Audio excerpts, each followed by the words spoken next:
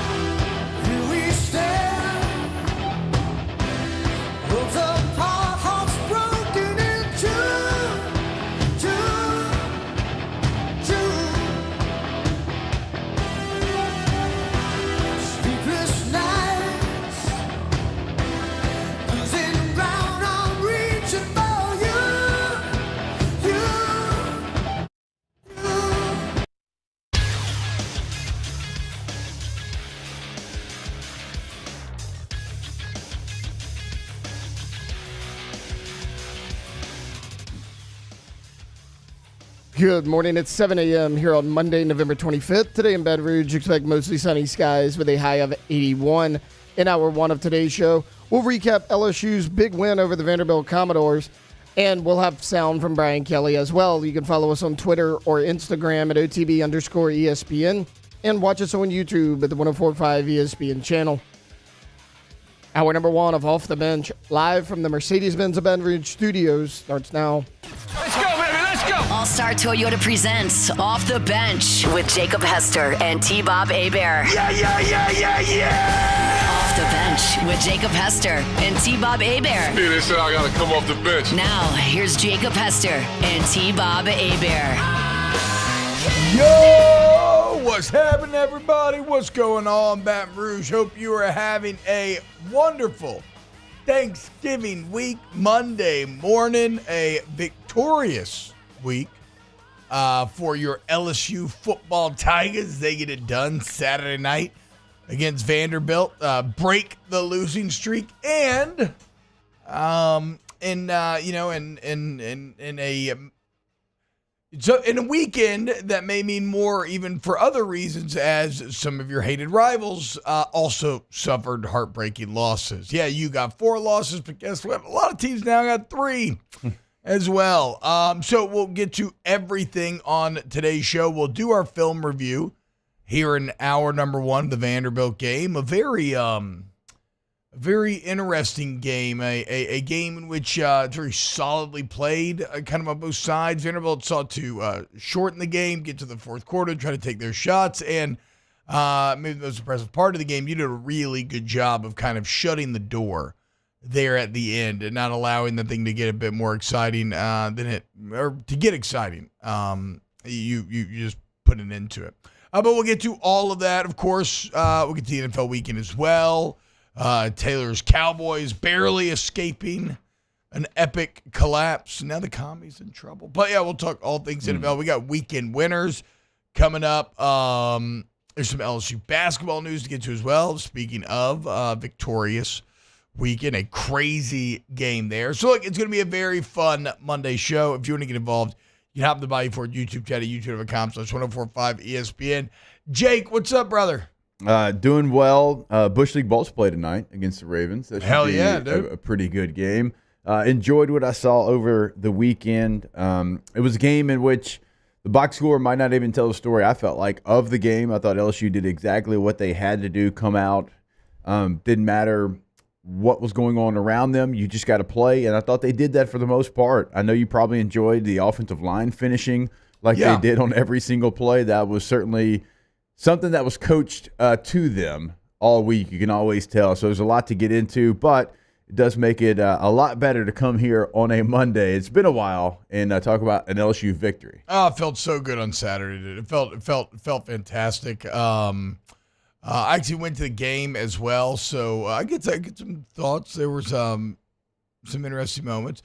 Alondra, what's up? What's going on, girl? How you doing? I'm doing good. I'm very excited that it is a short week this week. That's getting me through today, but I feel fine. I'm really happy that I ended up getting in Diego Pavia's head. And good job. I'm Eli Stowers. Yeah. Yep, Stowers. He like also hours, but Stowers. Yeah. He also Hours, didn't have Stowers. a great game.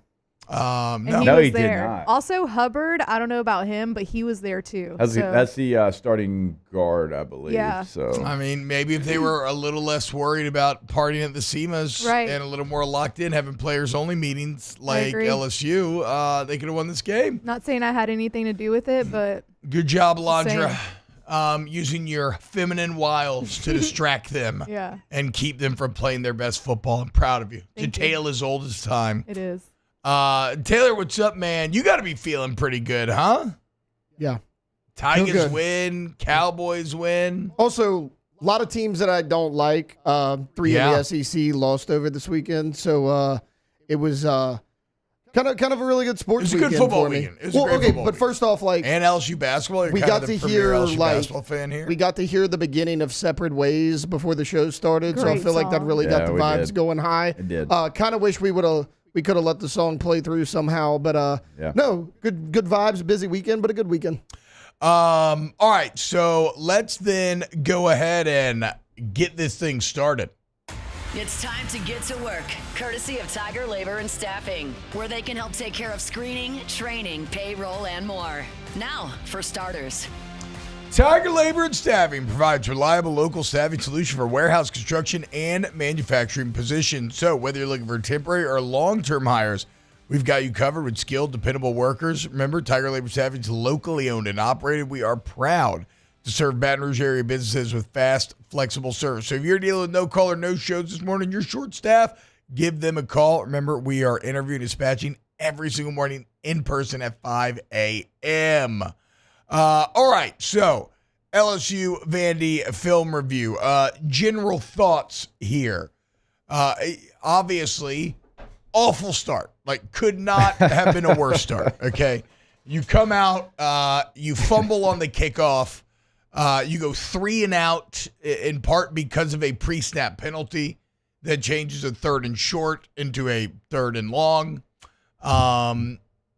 And then you give up a 1-play 70-yard touchdown to Vanderbilt, who, as we said, as we'll look at throughout the rest of the game, their strategy is not really big plays or looking for chunks. No. They want to control, shorten the game, and then hope to be, in a fight in the 4th in which they can come out on top. And it's a strategy they've done very well this year, and they've used to great effect. And remember, coming in, we said, and I still believe this on the other side of the film, these are two pretty, damn evenly matched teams. There's not massive advantages for either one. But so the start was unreal bad. And, Jake, I was in the stadium, and I got to say, the crowd was actually nice. Like, the energy was kind of whatever. Yeah. But, it was full. There were not like a bunch of empty seats in everywhere. And it happened kind of quickly because at first I got to campus and I'm like, oh boy. Everybody just came in right at game time. I think the weather was so nice everybody was tailgating a little bit longer. Yeah, they weren't out there sweating, and so the crowd, it surprised me actually. So I thought I was kind of like, okay, wow, this is crazy. The stadium's full, even if the energy may be a bit down. But at that moment, a Fire Brian Kelly chant broke out. Yeah, because those help you a lot. Those are. Well, I mean, look, man. Again, at the time, and at that exact moment, and I think it's important to highlight because it strengthens what was so good about this game. But at that moment, you had a month of god awful football, right? You've seen all your hopes and dreams and everything collapse since that A&M halftime. You open up this Vanderbilt game, like we said, fumble on the kickoff, 3 and out with a penalty. 1-play 70-yard touchdown.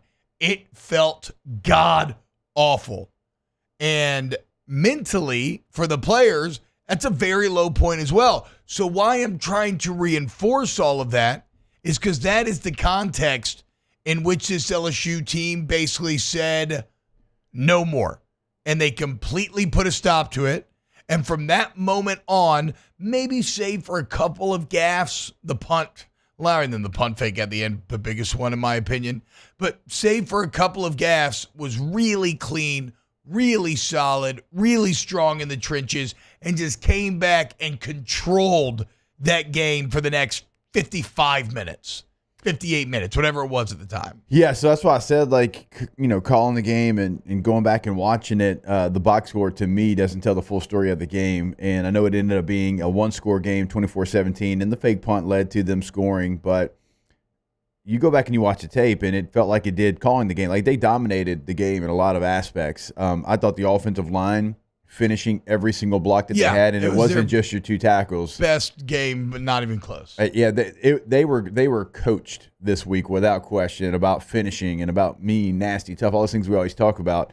And you saw like every time it was like to the echo of the whistle plus, and it's actually a really fun tape to go back and watch. I thought the running backs played well. I thought the running backs had great individual effort. Josh Williams. This was a game in which he was not going to be denied. He takes over. I mean, how many tackles did he break? A lot. You go back to the edge rushers. Okay, so if you're just box score watching, or if you're just, kind of casually watching, maybe you didn't pick this up. The edge rushers in this game, it's not going to be their stats, but how they affected the game was the story of the game for me. It's Savion Jones for me. And he had one tackle. More so than anybody else. Right? Savion Jones was incredible this game. He was all over the field. Okay. And I agree with you wholeheartedly. But if you look at his box score, one tackle. Yeah. That doesn't tell the story of the game. Him and Braden Swinson both, they had an assignment to keep Diego Pavia uncomfortable. Because when he's comfortable, he's really, really good. When he's confident, he's really, really good. And he does his best work on the run. Every time he tried to get out of the pocket, they had disciplined pass rush and did not allow him to break contain or try to do things that he's done all season long against anybody.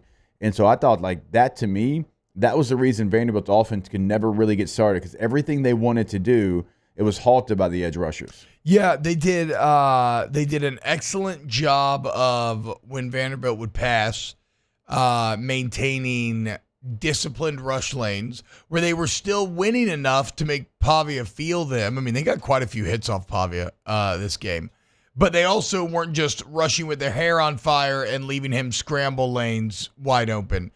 They did an excellent job at the mesh point. In fact, the one tackle that Savion Jones did have was him perfectly reading that Pavia kept it and coming up with a big TFL. But there were other ones as well where they perfectly read it, he strung it out, and other guys make the tackle. They're and especially I think because I guess I want to highlight Savion too, because Braden's had so many great games this year. But Savion Jones was just, again, all over this. That's interesting. He only had one tackle. I didn't even realize that. But he was affecting the game. No, the whole time. That's what I'm saying. It was very easy to tell. Defensive MVP, and it wasn't even particularly close. Yeah, so you had the combination of both edge rushers doing exactly what they had to do, and then you had Whit Weeks kind of in a spy position where he wasn't going to allow Diego Pavia to kind of take over the game and play backyard football and do what he does. And Whit Weeks got a couple of really nice hits on Diego Pavia as well. So the game plan certainly worked. Outside of the first play where you got double moved, everything else defensively, I thought was executed at an extremely high level. Yeah, I agree. I also think that you played very strong situationally in this game. Again, maybe save for the punt, but the high leverage moments, right? The drive to end the first half, getting that ball back. You have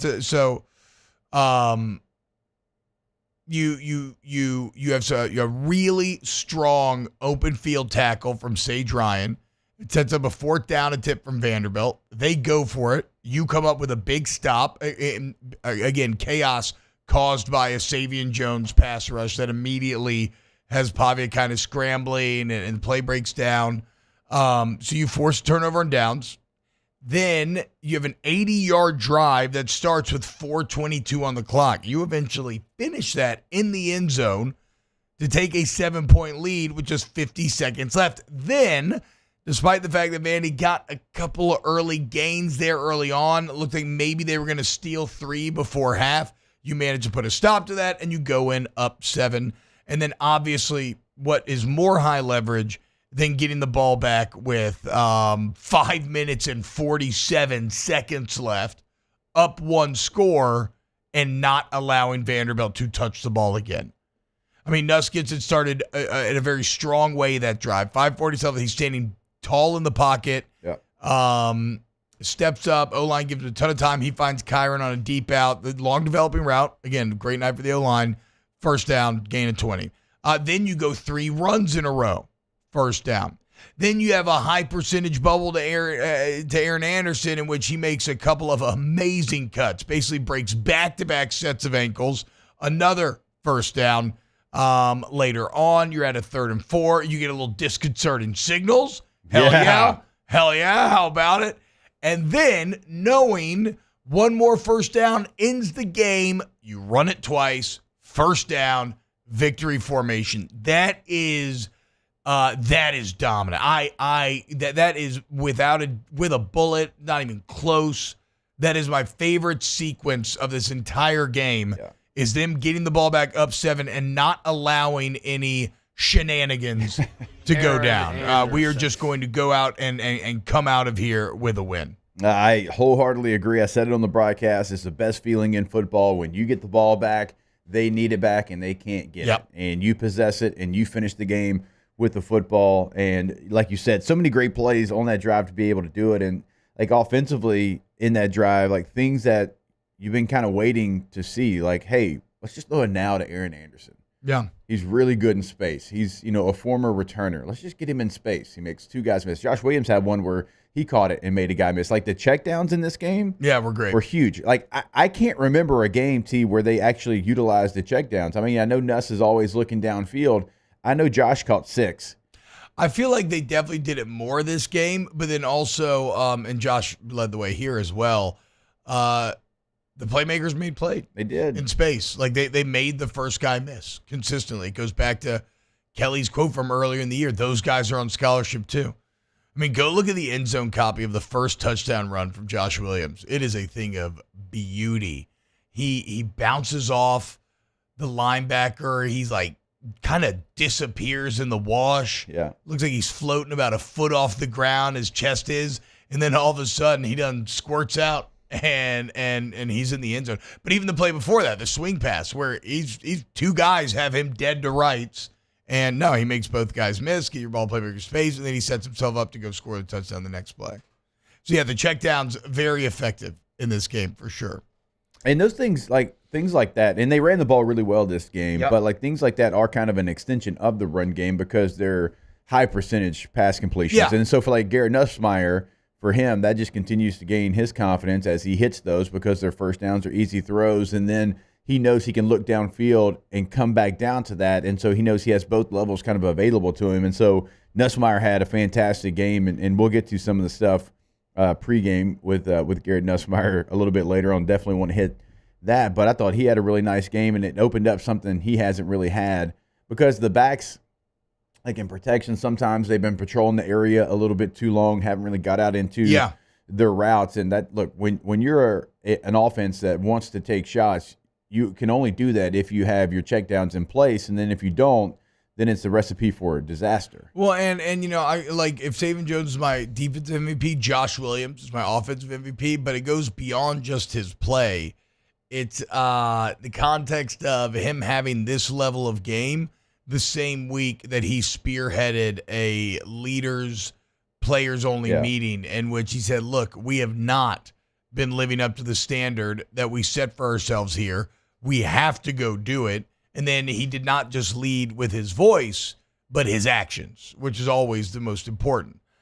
So for Williams to call the team in, to say this is what we're going to do, and then be the one to do it on Saturday, shout out to the senior. This is not a game that is going to be remembered for all time. This is not a game that I don't think anybody's going to be celebrating here in a couple of years. No. But it is a game that means a ton right now. And Williams, as your leader, is the was the guy both on and off the field to I think help create this result. Break the losing streak and go into, a senior day in which you are going to face a very tough Oklahoma Sooner football team like we learned this weekend. All right, when we get back here, let's talk then about Garrett Nussmeier kind of refinding himself on Saturday, as well as just, clearing out all of our film notes. If you want to be involved, youtube.com/1045ESPN. More Off the Bench. Off the Bench.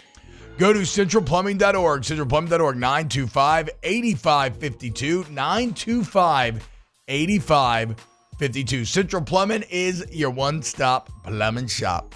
Man, they are the absolute best. They've been at it for over 50 years.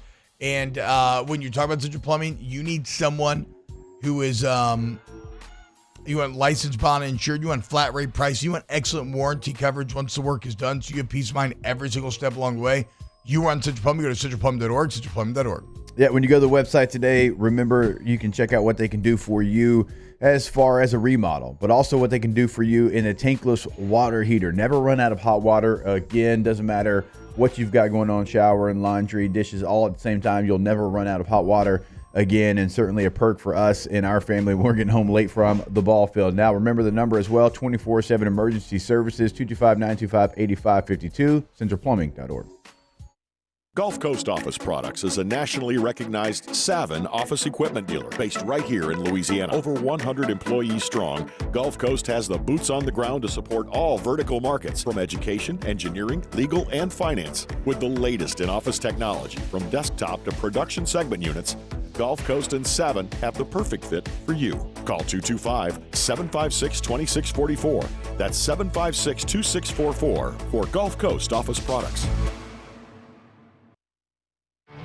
There it is, the extra mile, on the border of expected and extraordinary, for those willing to go further, like vans customized for work or play, with safety and tech to keep you connected, supported by a 5-star sales, service, and finance team, and backed by the 1-star you know. So go the extra mile. It's never crowded, because so few have what it takes to go there. Mercedes-Benz Vans. I've been doing business with Luba for 25 years. They're dependable, trustworthy. It's just the attention to detail with our clients. Our folks have years and years of experience. They're highly trained professionals, but many companies have that asset. What I'd like to think makes Luba a bit different is that we use those talents in a way that truly is dedicated to serving the needs of the folks who depend on us.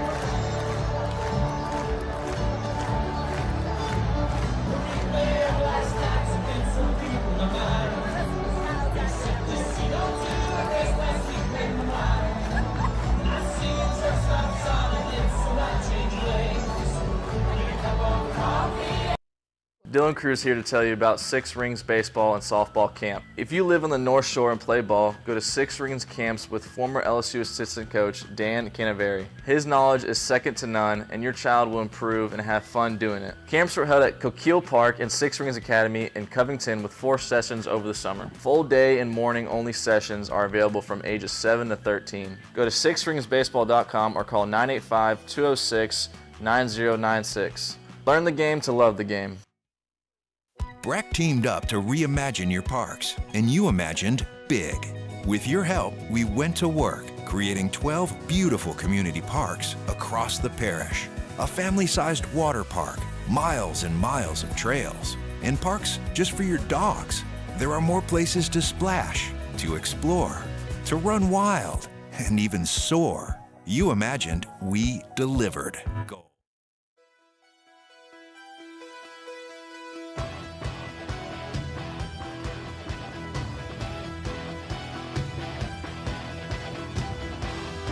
Let's get back to breaking down the film on Off the Bench with Hester and T-Bob. Welcome back to Off the Bench. T-Bob, Jake, Alondra, Taylor hanging out with you this morning. We're doing a little LSU film review. Hope everybody's having a fine Monday morning. So Garrett Nussmeier looked much better this weekend, obviously. He looked as if he trusted himself, trusted his receivers, trusted his protection, and he was able to make some of the throws again that really defined his year up to this point.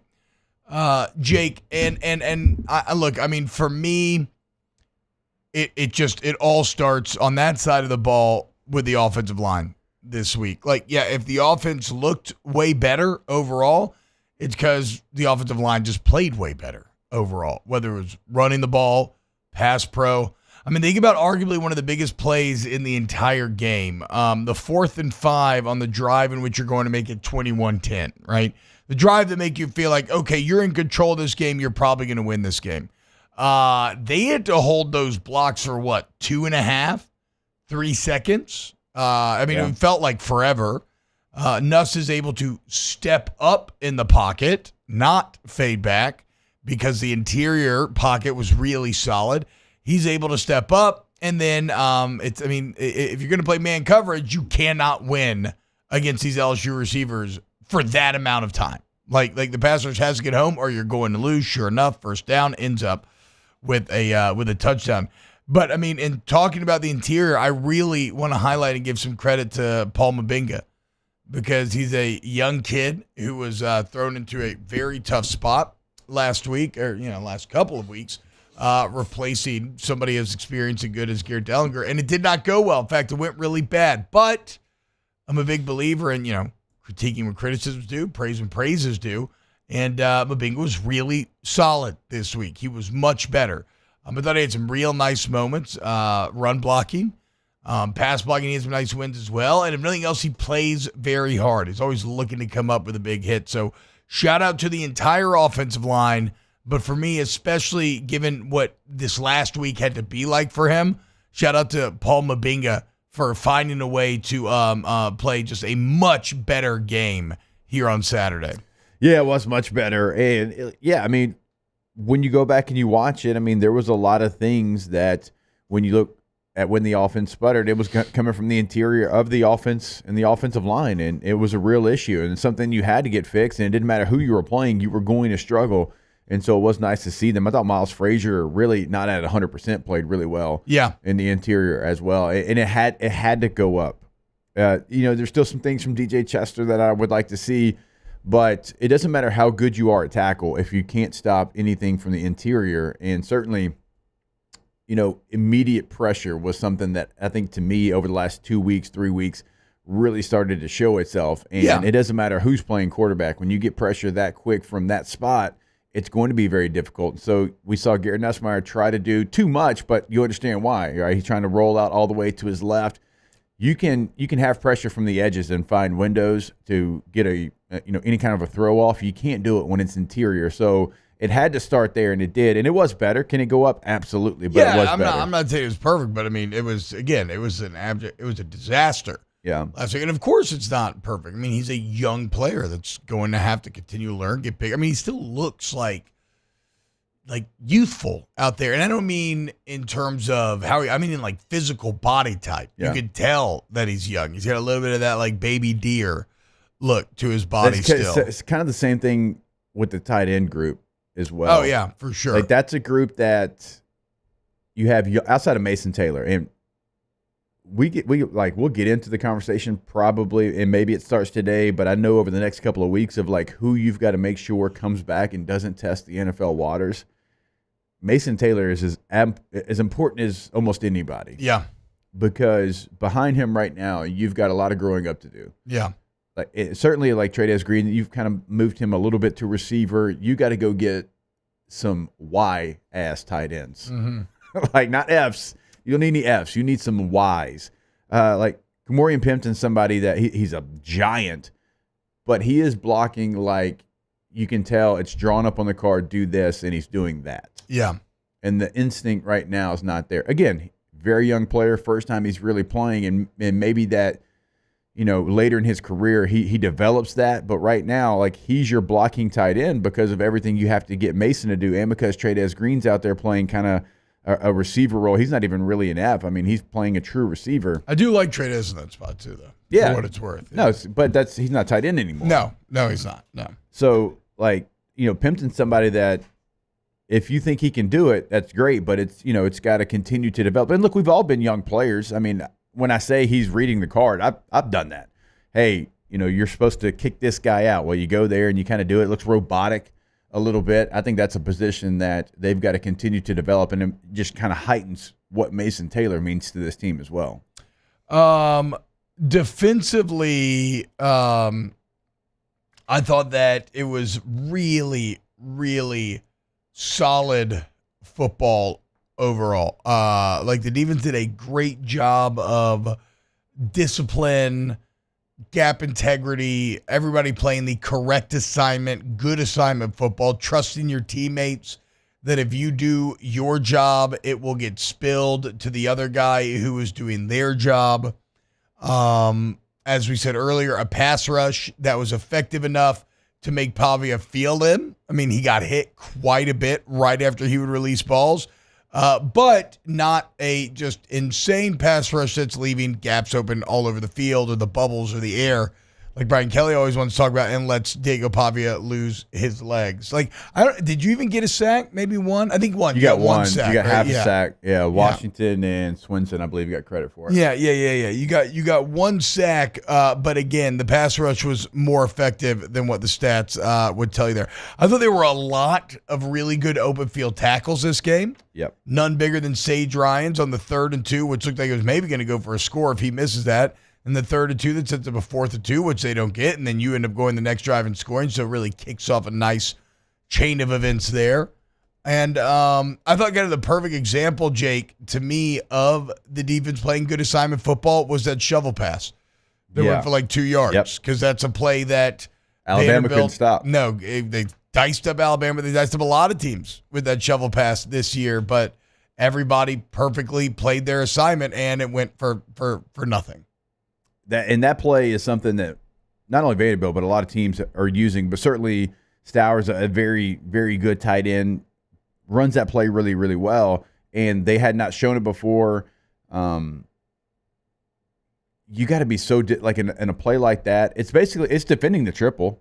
I mean, that's what it is. Mm-hmm. You had a triple option, right? 100%. I mean, you got a guy coming across the formation. You've got a guy kind of in motion, has the pitch man, and then you've got your tight end. That's the third option in there. So they did a really nice job, and there was a lot of times actually that Vanderbilt got to a version of triple, and you did what you had to do. And it's not a service academy triple option, but they had enough of that in there that it was nice to see them play disciplined football. Like really, when you go back defensively, what would you say, T? 4, maybe 5 plays that were negative plays, but outside of that, it was pretty disciplined, and you executed your game plan pretty well. Like there's some situations, and we got to get to the safety play. There's still some safety play that makes you a little concerned. Yeah, I have it written down here. Safeties remain the biggest weakness of this defense. Like Gilbert, like one of the plays would be the big pass on the final Vanderbilt touchdown drive, in which 37-yarder, yeah. I mean, that should be a pick. It was very close to being a pick. There was two plays in the game. If you're not going to pick it, at least knock it down. There was 2 plays in the game where Gilbert got stuck in no man's land. Yeah. Do I go try to intercept it, or do I just try to make a play at the ball? And he did neither both times. That's where you're a veteran player. Your instincts have to take over. Do you want to go see if you can pick six it? If you can, all right, go try that. Can you go knock the ball out of the receiver's hands? If you can, go try that. What you don't do is get stuck in the middle and watch it completed, and then you look up, it's a 37-yard gain. Yeah, because that's what kind of opened the door. That and the punt return, obviously. I mean, that's the other play to me, Jake, if we're talking about things to critique. Kickoff return was bad this game for whatever reason. Not sure why. But on that final punt from Vanderbilt, I mean, they're down 14. There's 7 minutes left. Yeah. Why in the world is anybody even blocking for the return? Just plan for a fair catch. Don't catch it at all. Like, it does not matter at that point. You've got to keep the defense in. You've got to be in punt safe there. And if they actually punt it, great, good. You're ecstatic. That's what you want. So letting them convert that was definitely, and again, not just convert it, But to look so clearly unaware that they may fake it seems crazy given the context of where that game was at that moment. Yeah, I mean, it was so slow developing as well. Yeah. you saw it come, and you're like, is anybody going to go out there and try to make a play on it? And then I thought, maybe his knee hit, maybe he didn't get it, and they reviewed it, and he did get it. But I'm with you there. It's like you're not going to gain anything from that return. Just go ahead. You played defensive safe a couple of different times already in that situation. Yeah. Just keep defense out there. Look, you can even run safe with your punt return. Yeah, it doesn't have to be the defense if you don't want to. But it just, again, everybody should not have been taking off to go try to block for the return when that should not have been priority number one at that point. But yeah, overall a really good game. All right, when we get back, let's empty the tank and then we'll move on. More off the bench. Off the bench.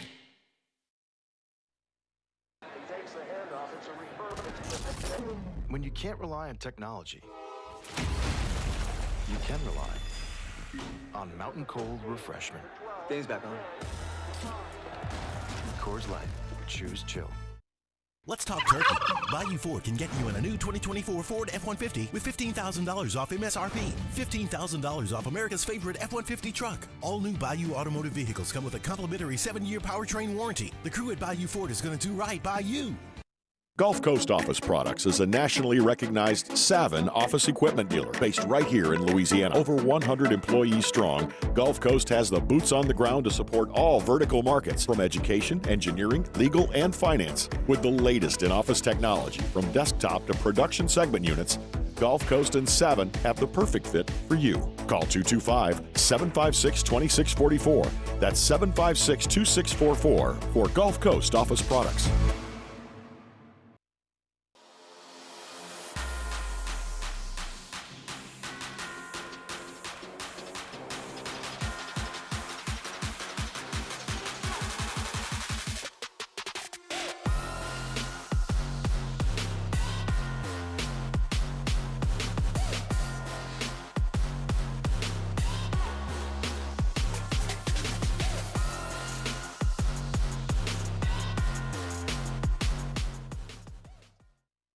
Electricity is all around us, and our families depend on it.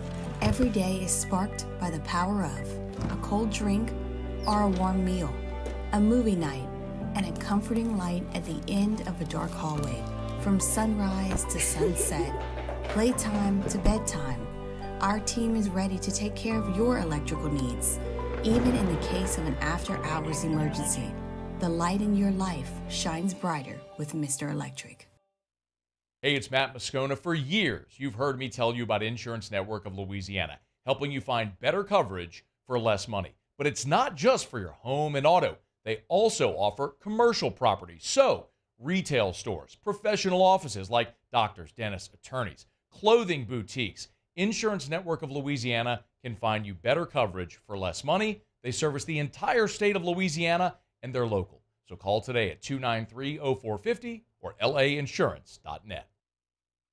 Jerry and Benny Payne began Central Plumbing Company out of their driveway in Tanglewood Subdivision. 50 years later and 4 generations down the road, we continue to serve Baton Rouge and the surrounding areas for all of their plumbing needs. Residential, commercial, industrial, or hospitality, Central Plumbing is here 24/7, 365. We want to thank our customers, family, and friends for 50 years of success. And looking forward to 50 more.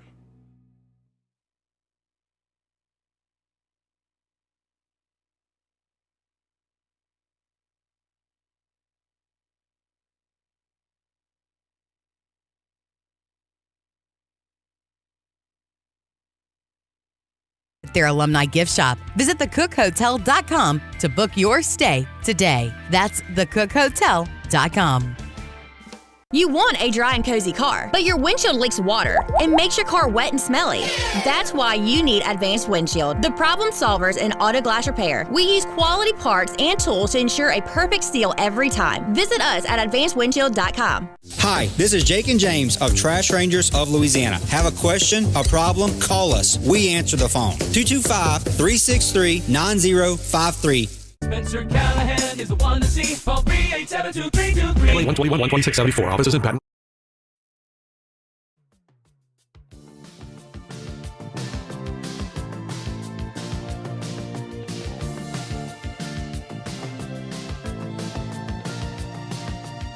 Welcome back to more sports talk with some other stuff mixed in. Off the bench with Hester and T-Bob. All right. So, I think I'm about it's a weird game because it was so not as many plays, a little bit shorter, a little more contained of a game. Like I said, solid is kind of the word I keep coming back to. I don't know that I have a ton more notes here, Jake, in terms of what I saw on film. Okay.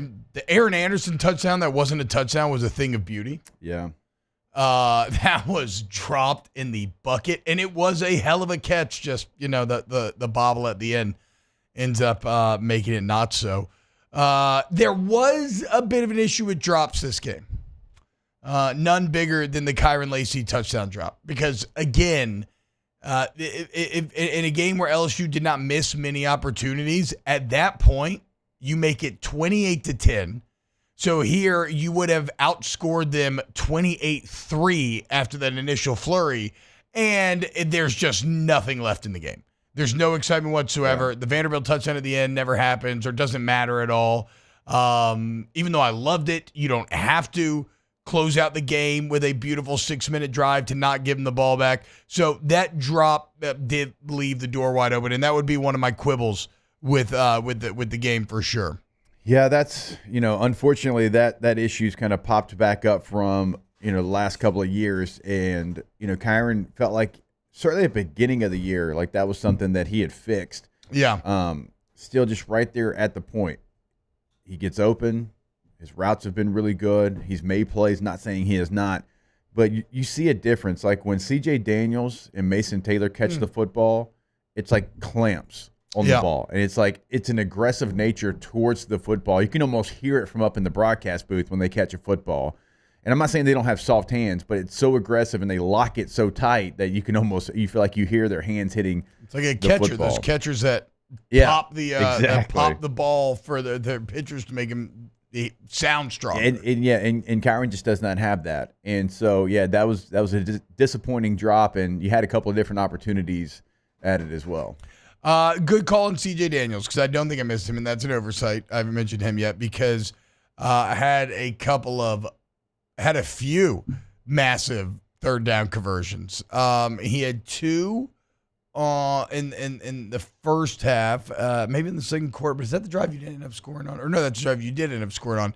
But none bigger than, in my opinion, the drive that would eventually make it 21-10, the most important offensive drive of the game, the one where you later got the fourth down.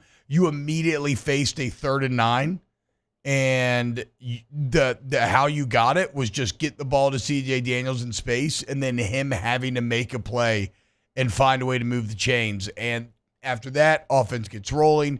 You end up scoring 21-10. So he's kind of the first domino in that sequence. So C.J. Daniels continues to be that guy, just so like. And it's funny because in the day and age of the portal where there's going to be a ton of high-priced assets, guys like C.J. Daniels, man, you find a few of those.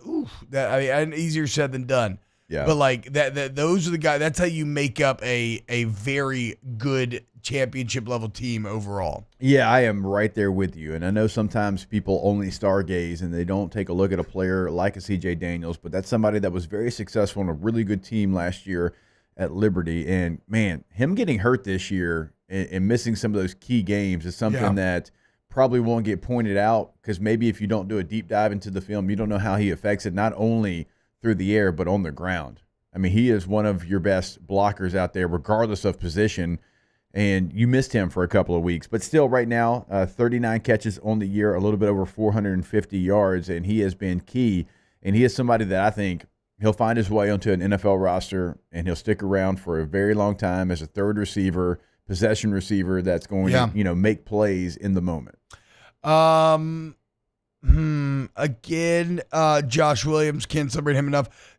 So the first big touchdown run was a thing of beauty from him in terms of breaking tackles, finding a way to keep his feet, squirting out, finding the end zone.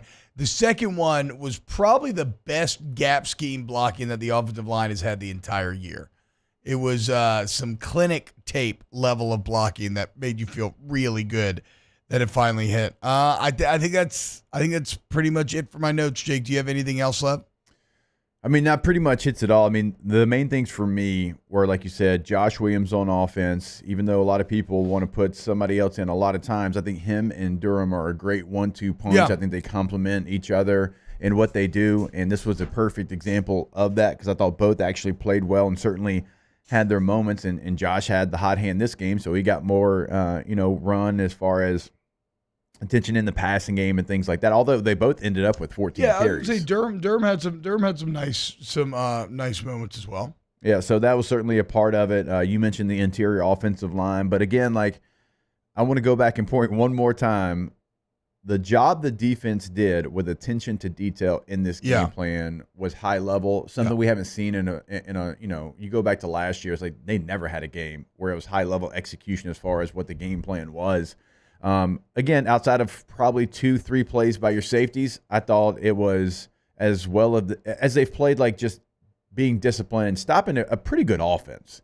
A quarterback that had over 600 rushing yards coming in, a quarterback that can make plays, a quarterback and a tight end that had a great relationship and a great rapport, where they kind of just knew each other. That never materialized because you shut all of that down. So I thought it was a really nice game plan from everybody on the defense doing their individual job for a collective team effort. There it is, guys. Those are your OTB game notes. Okay, we've watched the film. We've told you everything that you need to know. We can talk about what it means going forward because it is a short week, so we're going to have to dive into Oklahoma prep almost immediately. You two back there, Alondra and Taylor, anything on the game that you want to add that we haven't touched on?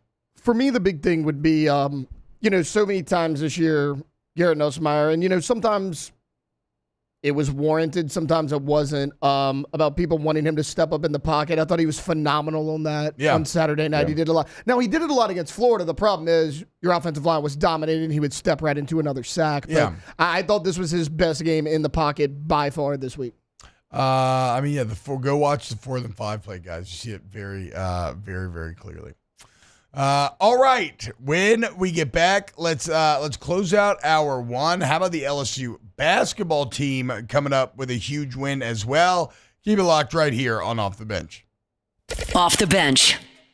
Go to All-Star Toyota of Baton Rouge. All-Star Toyota of BatonRouge.com is the website. They're off of Airline in Goodwood. Okay, they're very easy to get to, very conveniently located. And well, it's just there's a million different reasons why you want to work with All-Star. First off, they have great deals that you go check out online. They have a sales staff that will find you and your family your answer no matter what kind of the context around you buying the car is, right? Do you have a budget? Are things going well? And maybe you're just getting car of your dreams, whatever. We got the answers for you. New, used. And if you need a body shop or a service center, remember, they're the absolute best and it's open to all makes and models. And they got free estimates. They got shuttle service. They got the rental cars right there inside. Factory parts, quick turnaround, excellent lines of communication. All-Star Toyota Baton Rouge. Yeah, if you've got a trip coming up, maybe this week for Thanksgiving, maybe you last minute decided to go out of town, go visit the family, whatever, you can rent that Toyota today. All-Star Toyota of BatonRouge.com.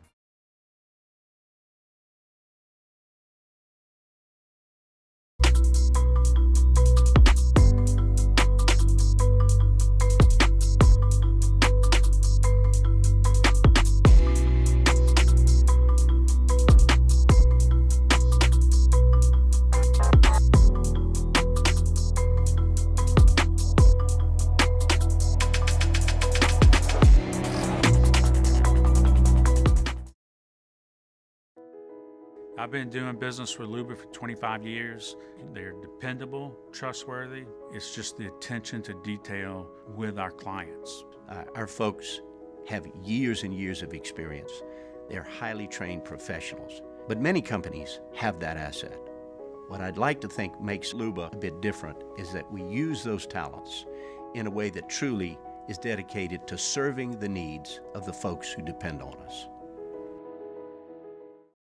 Dylan Cruz here to tell you about Six Rings Baseball and Softball Camp. If you live on the North Shore and play ball, go to Six Rings Camps with former LSU assistant coach Dan Canaveri. His knowledge is second to none, and your child will improve and have fun doing it. Camps were held at Coquille Park and Six Rings Academy in Covington with 4 sessions over the summer. Full day and morning only sessions are available from ages 7 to 13. Go to sixringsbaseball.com or call 985-206-9096. Learn the game to love the game.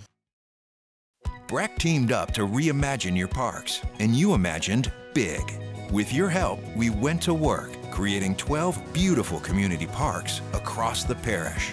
A family-sized water park, miles and miles of trails, and parks just for your dogs. There are more places to splash, to explore, to run wild, and even soar. You imagined, we delivered. Gold. Breck, your #1 park system in the nation.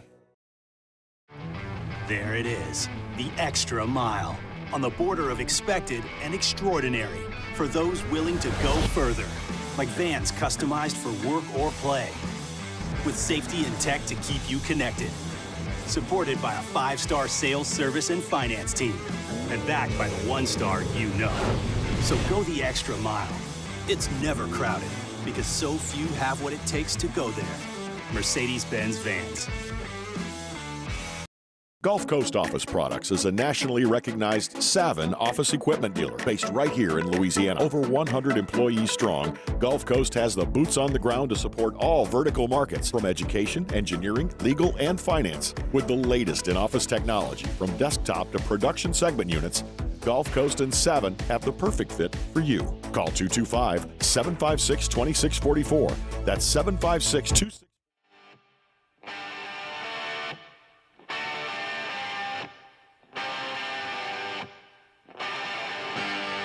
Those crazy nights, I do remember.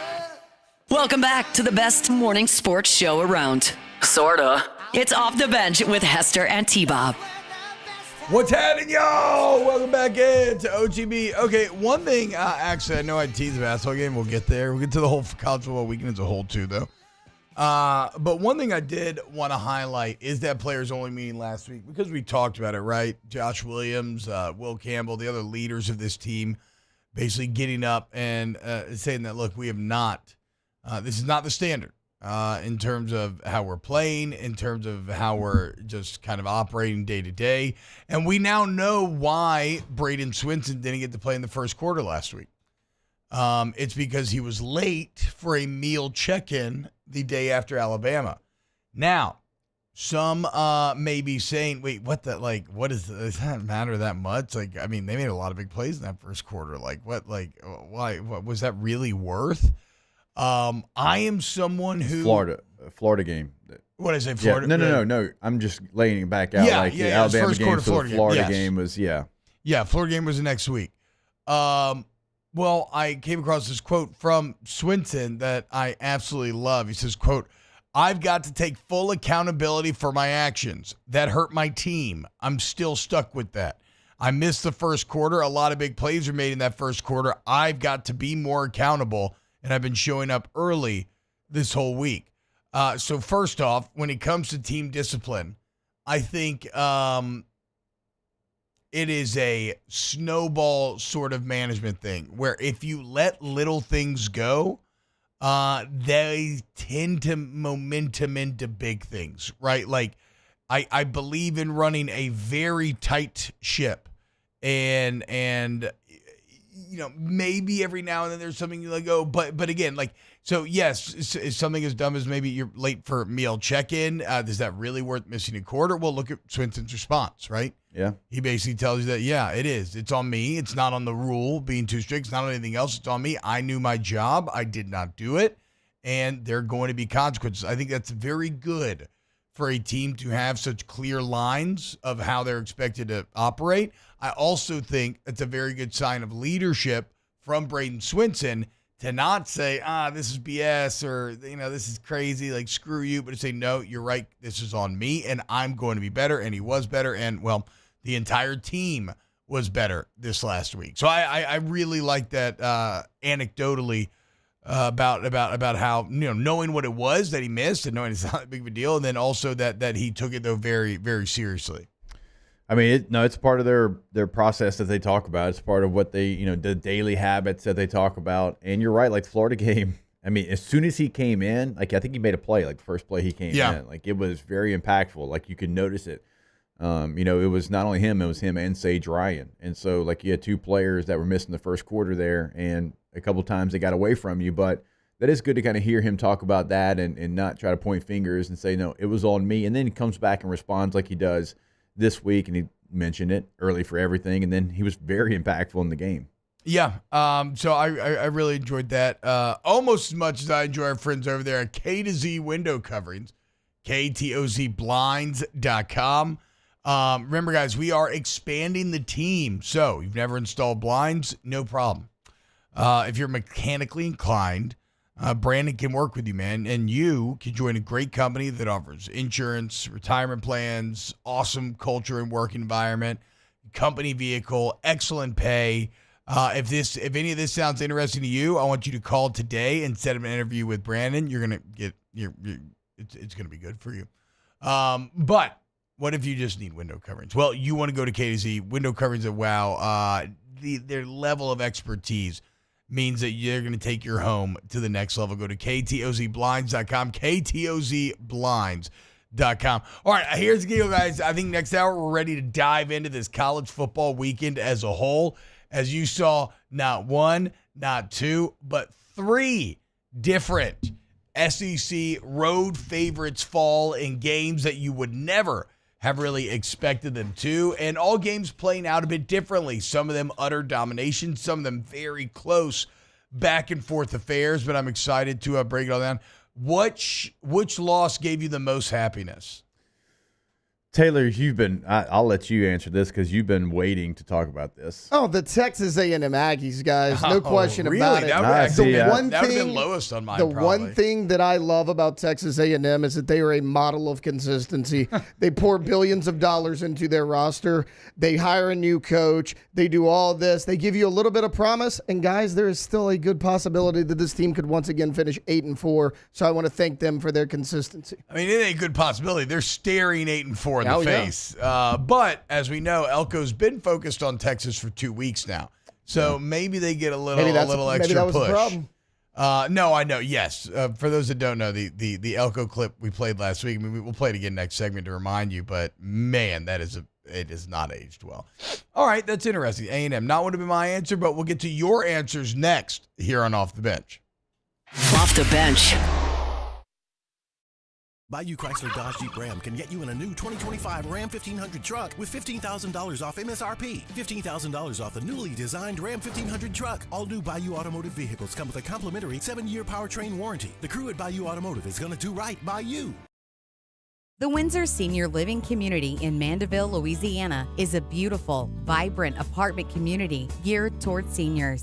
They are nestled right in the heart of Mandeville, where seniors live a more carefree lifestyle in spacious apartments with the peace of mind that comes from having a little extra help. Call the Windsor at 985-624-8040 to schedule a lunch and tour. Come see how the Windsor can be your passport to peace of mind. Electricity is all around us, and our families depend on it. Every day is sparked by the power of a cold drink or a warm meal, a movie night, and a comforting light at the end of a dark hallway. From sunrise to sunset, playtime to bedtime, our team is ready to take care of your electrical needs. Even in the case of an after-hours emergency, the light in your life shines brighter with Mr. Electric.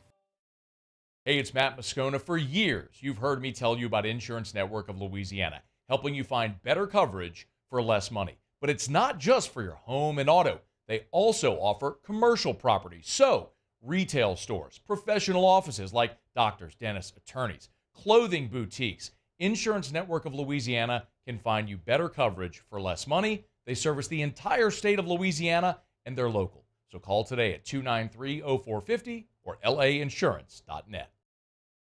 Jerry and Benny Payne began Central Plumbing Company out of their driveway in Tanglewood subdivision. 50 years later and 4 generations down the road, we continue to serve Baton Rouge and the surrounding areas for all of their plumbing needs. Residential, commercial, industrial, or hospitality, Central Plumbing is here 24/7, 365. We want to thank our customers, family, and friends for 50 years of success. And looking forward to 50 more. I've been doing business with Luba for 25 years. They're dependable, trustworthy. It's just the attention to detail with our clients.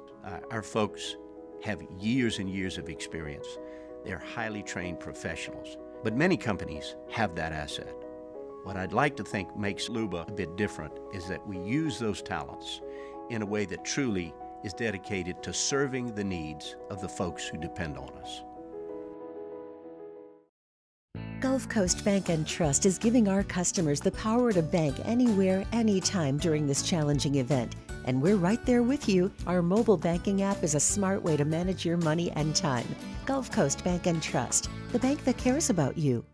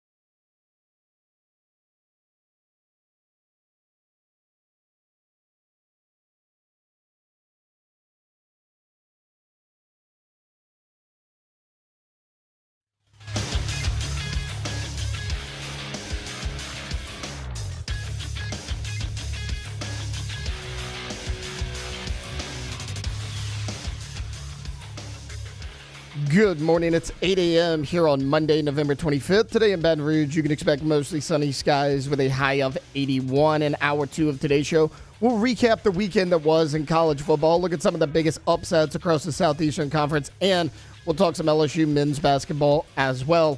You can follow us on Twitter or Instagram at OTB_ESPN and watch us on YouTube at the 104.5 ESPN channel. Hour number 2 of Off the Bench, live from the Mercedes-Benz of Baton Rouge studios, starts now. Let's go, baby, let's go! All-Star Toyota presents Off the Bench with Jacob Hester and T-Bob Hebert. Yeah! Off the Bench with Jacob Hester and T-Bob Hebert. They said I gotta come off the bench. Now, here's Jacob Hester and T-Bob Hebert. Yo, what's happening, y'all? Welcome in. Hour number 2 of OTB here on this Thanksgiving week. Love to see it, guys. November 2024. Thanksgiving right around the corner, and LSU off the schneid as they beat Vanderbilt 24-17 on Saturday. Get the big dub. But it comes on a day in which many of your enemies falter. And, man, is that not the absolute best, right? If I can't be happy, I don't want anyone to be happy. And we've had all these 2-loss teams in the SEC, and we've been talking so much about how many of them should get in, how many this or that. Well, now there's a bunch of 3-loss teams in the SEC after Ole Miss falls to Florida, A&M falls to Auburn, and Alabama gets dominated by Oklahoma. So I asked you during the break, or we asked you last segment, Jake, what was your favorite one? Taylor said A&M. What about you? What was your favorite loss to enjoy from afar, like you were sipping on a delicious, bitter beverage of your enemy's tears? I'm glad you kept it only to the SEC for Tay-Tay, because if you did not, we all know he was going to go Colorado. Yeah, I mean, but again, if you're someone trying to flex on the Colorado loss, you're just so off base. this is still such a massive step forward for Colorado. No, it is, but I just and no, I mean he's a certified he's a prime hater. hater. We Yeah, know this for sure. I mean he literally is like one of the best players to ever play for his favorite football team, and he hates him. It's so stupid. It's beyond reproach. But Guys, I didn't see him play shut up, for the Cowboys. Shut up. Hush. So Tate said also Texas A&M. Kansas though, dude. Yeah, I know. How about that? Sheesh.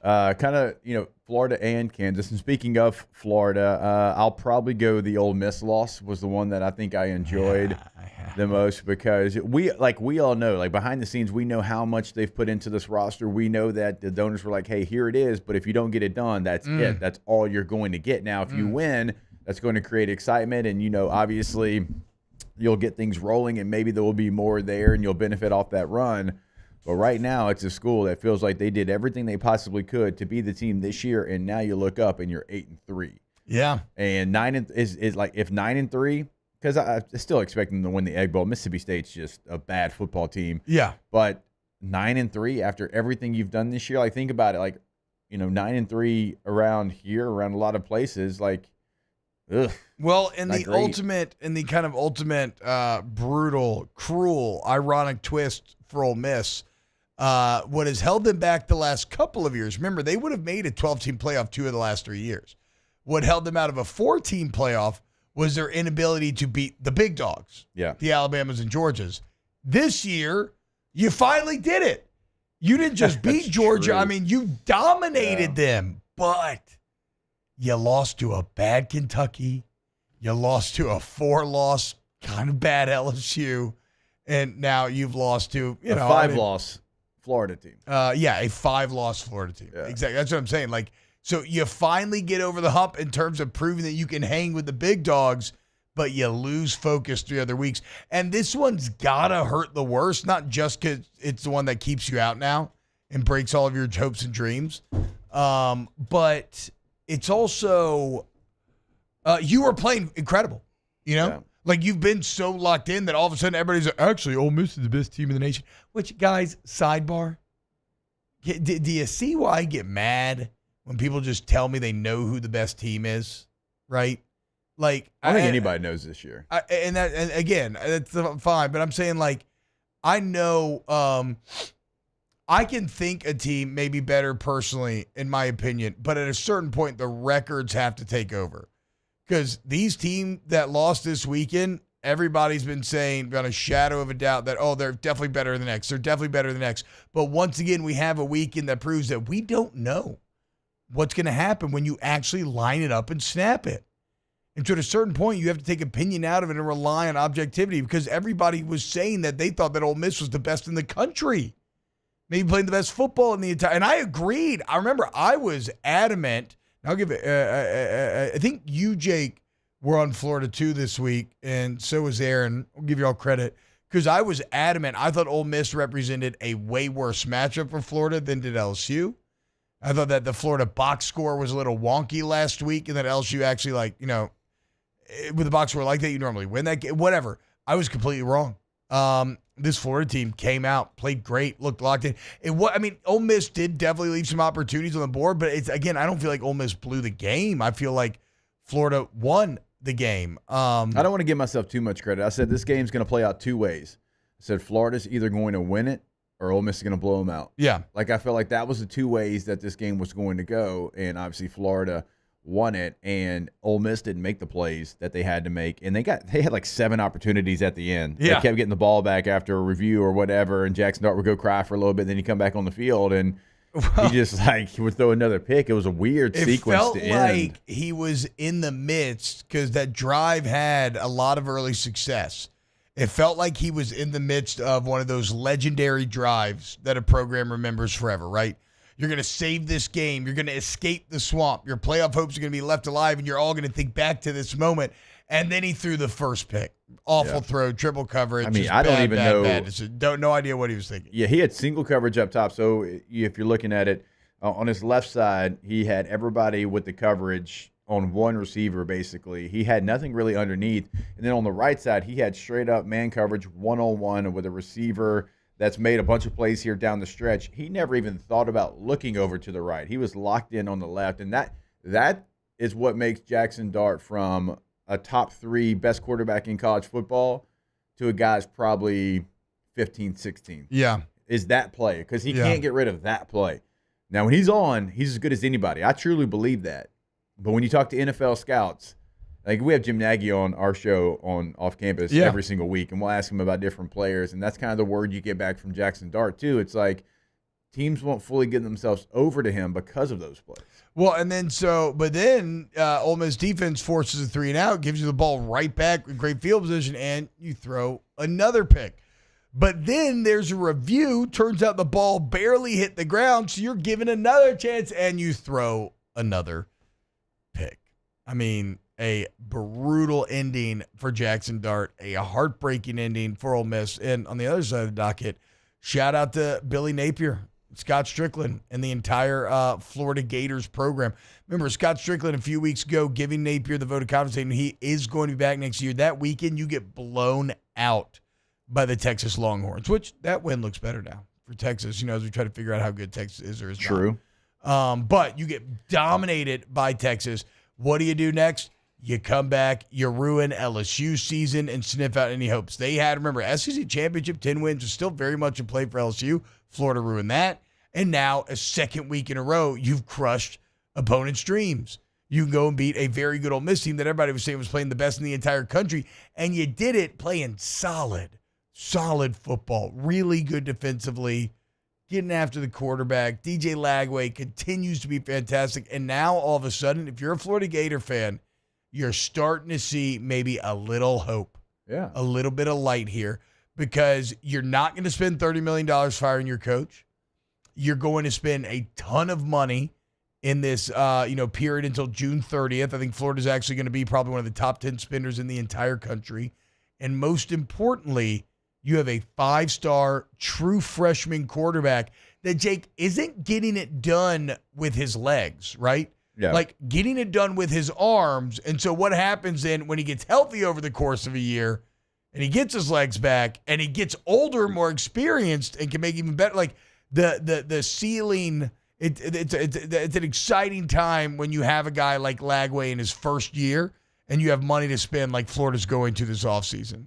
And you have a quarterback in Lagway that is all in with Billy Napier as well. Like, that was one of the things that people talked about. Like, hey, he is tied in with Billy Napier. Like, if you make a move, just know DJ Lagway might also make a move. And so, like, they've got a great relationship there. And, like, last week against LSU, he was highly impressive. He's got one hamstring, and he's out there, doesn't take a sack against a good rush, and continues to, deliver the ball on time, on point.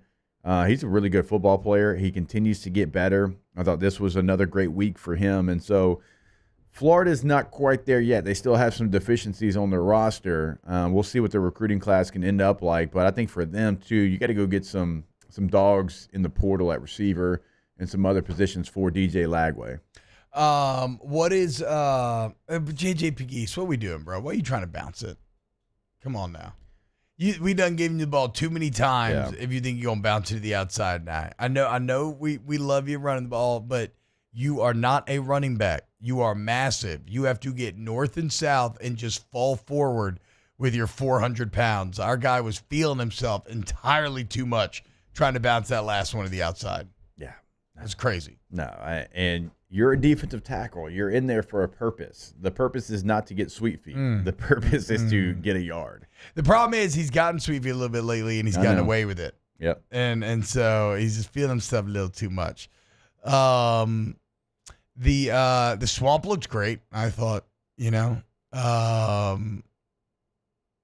Yeah, so this was a really massive win. And then finally, Alabama, Oklahoma, and to me, this was the most shocking result of the day. Senior day at Oklahoma. It's not been a good year. The offensive line has been horrible. Remember, they were injured to all hell. It's been the huge weakness of this team, and that offensive line just dominated the Crimson Tide. I know a defensive line that LSU struggled with mightily. They may look like children. I mean, here are the rushing numbers. By the way, you hold Alabama just 234 total yards. And this is my favorite. So it's funny. We all have different favorites. But here are the rushing numbers. Alabama ran it 50 times. Alabama ran it 30 times for 70 yards, 2.3 yards per carry. Oklahoma ran at 49 for 260. 50 carries, and you averaged 5 yards a pop. How about Jackson Arnold? He carried the ball 25 times. He only threw it 11. I mean, they straight up just said, no, we're going to run the ball. We're going to shut you down defensively. And they dominated the Crimson Tide, and they end up winning 24-3. And it's even with, like, on the first drive, they come out and fumble. Alabama makes a ton of big plays. It looks like Ryan Williams has a touchdown. Oh, wait, his foot's out of bounds. Then the defense holds to a field goal. But at that time, it felt like, okay, Alabama's going to win this game. I would have never fathomed that would be the final time that Alabama would find the scoreboard for the rest of the night. No, and Oklahoma now, they only get their second SEC win. Yeah. I mean, which is wild. They've been in more games, but still only the second one. And that was a game that I think a lot of us just assumed. I know I did. I'm like, yeah, I'm looking at the matchup. Oklahoma plays hard. Brent Venables, we know kind of his DNA, but they don't have enough juice. And not only do they have enough juice, they went out there and dominated physically that game. And they had a great plan for Jalen Milroe. And it just continues, like, for whatever reason, you go back, you look at LSU the last couple of years, you've had no plan to stop Jalen Milroe. It's like that's, been the thing certainly that's cost you in those games. And so shout out to Oklahoma and that defense. They're going to come in here kind of with the same intensity. Like, that should be eye-opening. You got to worry about a running quarterback. Jackson Arnold's had that. I mean, I know. That's all he's had success with this whole year, really. You just did a great job against one. Again, a guy that has over 600 rushing yards, in Diego Pavia. You got to do it again. Brent Simoneau says, no talk of the terrible, terrible call. Yeah, so it was 24-3, and what was it, like early fourth quarter, I believe? It looked like Ryan Williams had an incredible touchdown on 4th and 3. The refs called legal touching, saying that he was covered up. I don't think he actually was covered up. Touchdown off the board, turnover on downs. But I want to be clear, okay? Is that a bad break? Absolutely. They ain't winning that game no matter what, okay? I'm not going to let I'm not going to let you off the hook blaming the referees on a score that would have put you down 14. Would have put you down 14 with not a lot of time left on a night, again, where you've thrown 3 picks, have 230 total yards, and are getting outrushed 250-4. Like, get out of here. Get out of here. No, that ain't. It's a bad break, but it ain't the game. It ain't the game.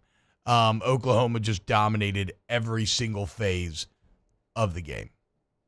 And QB lead wasn't working this week. No, the old quarterback duo was not getting done. And again, good in that OU offensive line because they've been bad. And now this Oklahoma game, we'll dive into the next couple of games. But, yeah, it looks way more fascinating for LSU now going to senior day, as I don't have any idea who wins as I sit about it and think about it on this Monday. All right, coming up next, we got a couple more games to get to from over the weekend. If you want to get involved, youtube.com/1045 ESPN. More Off the Bench. Off the Bench. Go to Pinnacle Exterior Construction, PECbuilt.com, PECbuilt.com. Pinnacle Exterior Construction is your answer if you want to make your backyard the backyard of your dreams. Whether it's with a pool, you can choose one of the spec pools that we have, or a completely custom job. Maybe it's an outdoor kitchen, outdoor living area, any size or type of fence, pergolas, bulkheads, all of it. We build the spaces, you build the memories. And look at the spaces that we build. You go to PECbuilt.com, you see the quality of the work. It's going to blow you away, and all of a sudden your home is the home of your dreams. Everybody wants to hang out there. It's great for you, the family, everybody. Go to PECbuilt.com, PECbuilt.com. Yeah, when you go there, you will see exactly what T-Bob is talking about, like he laid out. They can completely change your space. They can do it at your home or your business. Everything that we talk about, pool, artificial turf, if you need a fence, bulkhead, whatever you need, they've got you covered there, and you'll see the kind of work they do over at PECbuilt.com.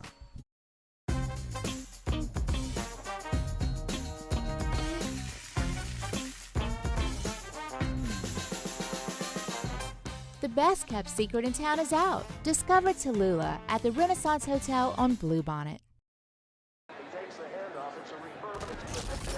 When you can't rely on technology, you can rely on Mountain Cold Refreshment. Dave's back on.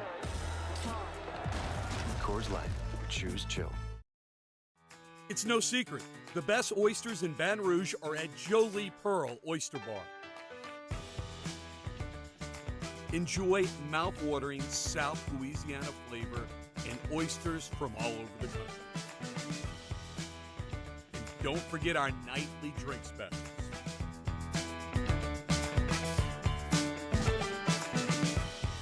Jolie Pearl Oyster Bar, located in downtown Baton Rouge. Dylan Cruz here to tell you about Six Rings Baseball and Softball Camp. If you live on the North Shore and play ball, go to Six Rings Camps with former LSU assistant coach Dan Canaveri. His knowledge is second to none, and your child will improve and have fun doing it. Camps were held at Coquille Park and Six Rings Academy in Covington with 4 sessions over the summer. Full day and morning only sessions are available from ages 7 to 13. Go to sixringsbaseball.com or call 985-206-9096. Learn the game to love the game. BRAC teamed up to reimagine your parks, and you imagined big. With your help, we went to work, creating 12 beautiful community parks across the parish. A family-sized water park, miles and miles of trails, and parks just for your dogs. There are more places to splash, to explore, to run wild, and even soar. You imagined, we delivered. Gold. BRAC, your #1 park system in the nation. Gulf Coast Office Products is a nationally recognized Savin office equipment dealer based right here in Louisiana. Over 100 employees strong, Gulf Coast has the boots on the ground to support all vertical markets, from education, engineering, legal, and finance. With the latest in office technology, from desktop to production segment units, Gulf Coast and Savin have the perfect fit for you. Call 225-756-2644. That's 756-2644 for Gulf Coast Office Products. Electricity is all around us, and our families depend on it. Every day is sparked by the power of a cold drink or a warm meal, a movie night, and a comforting light at the end of a dark hallway. From sunrise to sunset, playtime to bedtime, our team is ready to take care of your electrical needs, even in the case of an after-hours emergency. Come around and talk it over. So many things that I wanna say. You know I like my girls a little bit older. How quickly will this segment leave the rails? It's Off the Bench with Hester and T-Bob. I don't wanna lose your love tonight. I ain't got many friends left to talk to. What's going on, y'all? Welcome back to OTB. Hebert and Jacob Taylor hanging out with you today. So the only upset we haven't talked about yet, Texas A&M at Auburn. Of course, you can see it in the document there. Or can you see it in the document? No, I don't think I put it in there. But Mike Elko last week asked about Auburn, saying our focus is solely on Texas. I mean Auburn. Well, unfortunately, the Freudian slip came true as Texas A&M looking like a team that was indeed focused on Texas and not ready for an Auburn team that is not good but still has very good wide receivers. Cam Coleman and Kendra Lambert-Smith have actually been really solid. Here's Mike Elko last week at his press conference. There's already so much talk about November 30th. It was announced as a night game today. How do you deal with that with your guys and saying, hey, we still have something ahead of us at Auburn, or is that even a big issue with your team? I don't think it's an issue. I think when you're in the situation we're in, it's easy to focus on the task at hand. I think, those big games earlier in the year, maybe you look ahead. If we didn't have at stake what's at stake, maybe you would worry about it. I think our focus is single-handedly on on Auburn right now and locked in on what we got to get done. Oh, God. And people talk about things aging like milk. I mean, every bit of it. Every bit of it. Then again, for some reason, Texas A&M fans strike me as like huge adult milk drinkers. Whoa. We're not going to slander milk. Just casual milk drinkers. Yeah, we are not going to slander milk. Not one of us. They're having like a ham sandwich at lunch, and they asked like Jimmy John, "Hey, do you have any milk?" What? For lunch with a ham sammy? Did your dad not make you drink milk with your No, meals when I was back a in the kid, day? I drank milk every meal. Okay. Every meal. Yeah. Every single meal I drank milk. At a certain age, though, you got to stop drinking the milk. Nah. Not with I mean, I'll lunch. drink it with meal. You can't I'm drink. not You gonna lie can't to you, drink act milk like I with do. lunch. No, but like a good PB&J, a cold glass of milk. Yeah, yeah, that's anything different. sweet. That's different. Anything sweet. Yeah, I want milk. Absolutely. Yeah, you can't be doing it 1000%. with spaghetti anymore. No, A&M's type person. You Milk know, with every meal. yeah, you're having a steak at lunch. They want milk. You're like, what are you talking about? That does sound bad. But yeah, A&M. God, not focused. Not focused. Not ready for everything to say. I will give them this credit. So, I think they did. I'm still a big Marcel Reed fan. I still think he's going to be very good.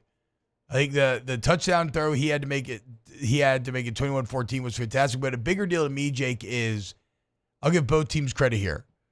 Great mental toughness from Texas A&M to go down 21-0 in Jordan-Hare and come back and tie that game. Because that's a crazy hill to have to climb in that stadium. Also, great mental toughness to a bad Auburn team, because anytime the underdog jumps out to a big lead but then watches it dissipate, they normally just completely crumble, right? And so good on Auburn to once it becomes 21-21, basically saying, okay, game on, and then finding a way to go score the tud, find a way to tie it up with the great drive by Peyton Thorne, the 4th-and-2 scramble at the end to push it into OT, and then obviously finishing the fight. So I was a bit impressed with both teams in that way. But, my God, you want to talk about just a brutal disappointment for Texas A&M, who, as Taylor said, once again seems fated to be Texas 8-4. Unless they can beat Texas, which they've been focused. So maybe so. But, I'll say this. Not that this matters at all. I do think that the 8-4 is a better 8-4 this year. But I don't know. I mean, you know how that goes. No, I think there can be. I think the results can be the same, but it can be better. But then again, I think the that's how I feel about expectation- Nebraska. But basically, But I think the Nebraska didn't fall through expectation this year. changes too, like depending on what it is. Like I'll look at South Carolina a couple years ago, whenever they beat Clemson and Tennessee to finish the season. Yeah. Like whatever their final record was that year, yeah, that's different because of how you finish and who you beat at the end of the year. But A&M's expectation was much greater than South Carolina's at that time. Yeah. It's just like with LSU. 8-4. Let's say you went 8-4 and you beat Ole Miss, you beat Bama, and you would have won the opener against USC. Do you think that would have changed anybody's feeling about being 8-4 in Baton Rouge? That's not rhetorical. I'm asking. If you what? If you beat USC? Let's say you beat USC, you beat Bama, you beat Ole Miss, and those are 3 of your wins. Let's say you lost to it'd be insane. whoever if you were else. 8-4. I mean, yeah, you would have lost South Carolina there. Yeah, I mean, Right, no, you know what I'm saying? Like that, it doesn't matter who you beat and how you got there. I think at places like LSU, like A&M, like some of these schools that have more expectation. Now, A&M hadn't won anything since Jesus was a boy, but still, like they have that expectation to go play for championships. And so we might think from the outside looking in, it's not bad, but like within, their fans and their administration and people that care about that program, you lose this game, you're 8-4. I don't think they care how they got there. Yeah, I mean, it is crazy too because after the LSU game, it kind of reminds me of LSU after the Arkansas game, where A&M, to your point, Jake, was riding very high. It felt like the world was their oyster, and it's kind of all falling apart. South Carolina had a similar rhythm to this, only South Carolina pulled it away in the end where they got out to a big lead. Marcel Reed and A&M found a way to come back, and at the time, during the games, I'm like, that's very impressive, dude. Like, the momentum's on their side, and then it just stopped. The team's just not, A&M's just not consistent enough right now. And again, Auburn is not any good, but Cam Coleman is really freaking good, and Keandre Lambert-Smith is really good, and the new overtime rules suck, and they just basically make it a coin flip once you get past That's so stupid. the second OT. That drop from Daniels. So So if you missed it, the A&M player was a well-designed play. It was a great play. Worked perfectly, and the receiver just dropped it. And that's going to stick with him forever. What a brutal, brutal beat. Like the fact that that's how we're ending. And I know why they did it. It's the LSU 7 overtime game. We get all that. I guess it is kind of poetic that A&M now, because of that game they won, they lose because of the new overtime rules. But I don't know, man. It's got to be something better. No, too. I mean, well, okay. So I talked about at least a play from like the 10, one play from the 10 or something. I So don't know. here's my deal on it is, okay, I get when people complain about PKs in soccer because it's kind of not representative of the game, what got you there. At least right? it's not one. Well, apiece. so that's what I was saying. And like I get why maybe penalty shootouts, even though shout out Zydeco, great dub Friday night in the shootout. But I think college football had it right. They had the best of both worlds where they had a sort of gimmicky all-in setup that created the ability to win the game and sort of go ahead and end it and have fun while doing so and create high leverage moments. But it also had enough actual football left in there, right? When you're starting from the 25. And then, yeah, you want to be forced to go for two. And you say, well, how's that different? Well, because you had to earn the chance for that 2-point conversion. So even the force to go over two makes a lot of sense, right? Let's try to kind of put our thumb on the scale and end this game. You've crossed the threshold into being too gimmicky, too unrepresentative of the game when you're just dueling 2-point conversions. I mean, it's exciting, but it's not. It's not a super satisfying way for a winner to be declared, in my opinion. Yeah, it's just like we had it right. You didn't have to change it because of one outlier game with LSU you. Like, and A&M. it's not indicative of the rest of the game leading into that. Think about how much went into that game to get to that point and the comeback, and then Auburn finds a way a couple of different times, and then we're going to decide that based off a 2-point conversion. Yeah, and that's going to give some teams advantages. And I know we don't get there often, but like think about like if you're a team like, hey, we are a running football team, man, we're coming downhill. That doesn't bode well for you. Like there's teams and there's situations that 2-point conversions are something they can thrive. Like LSU would not play well in a 2-point conversion situation. No. That is not how they're set up. I mean, we've seen that kind of play out.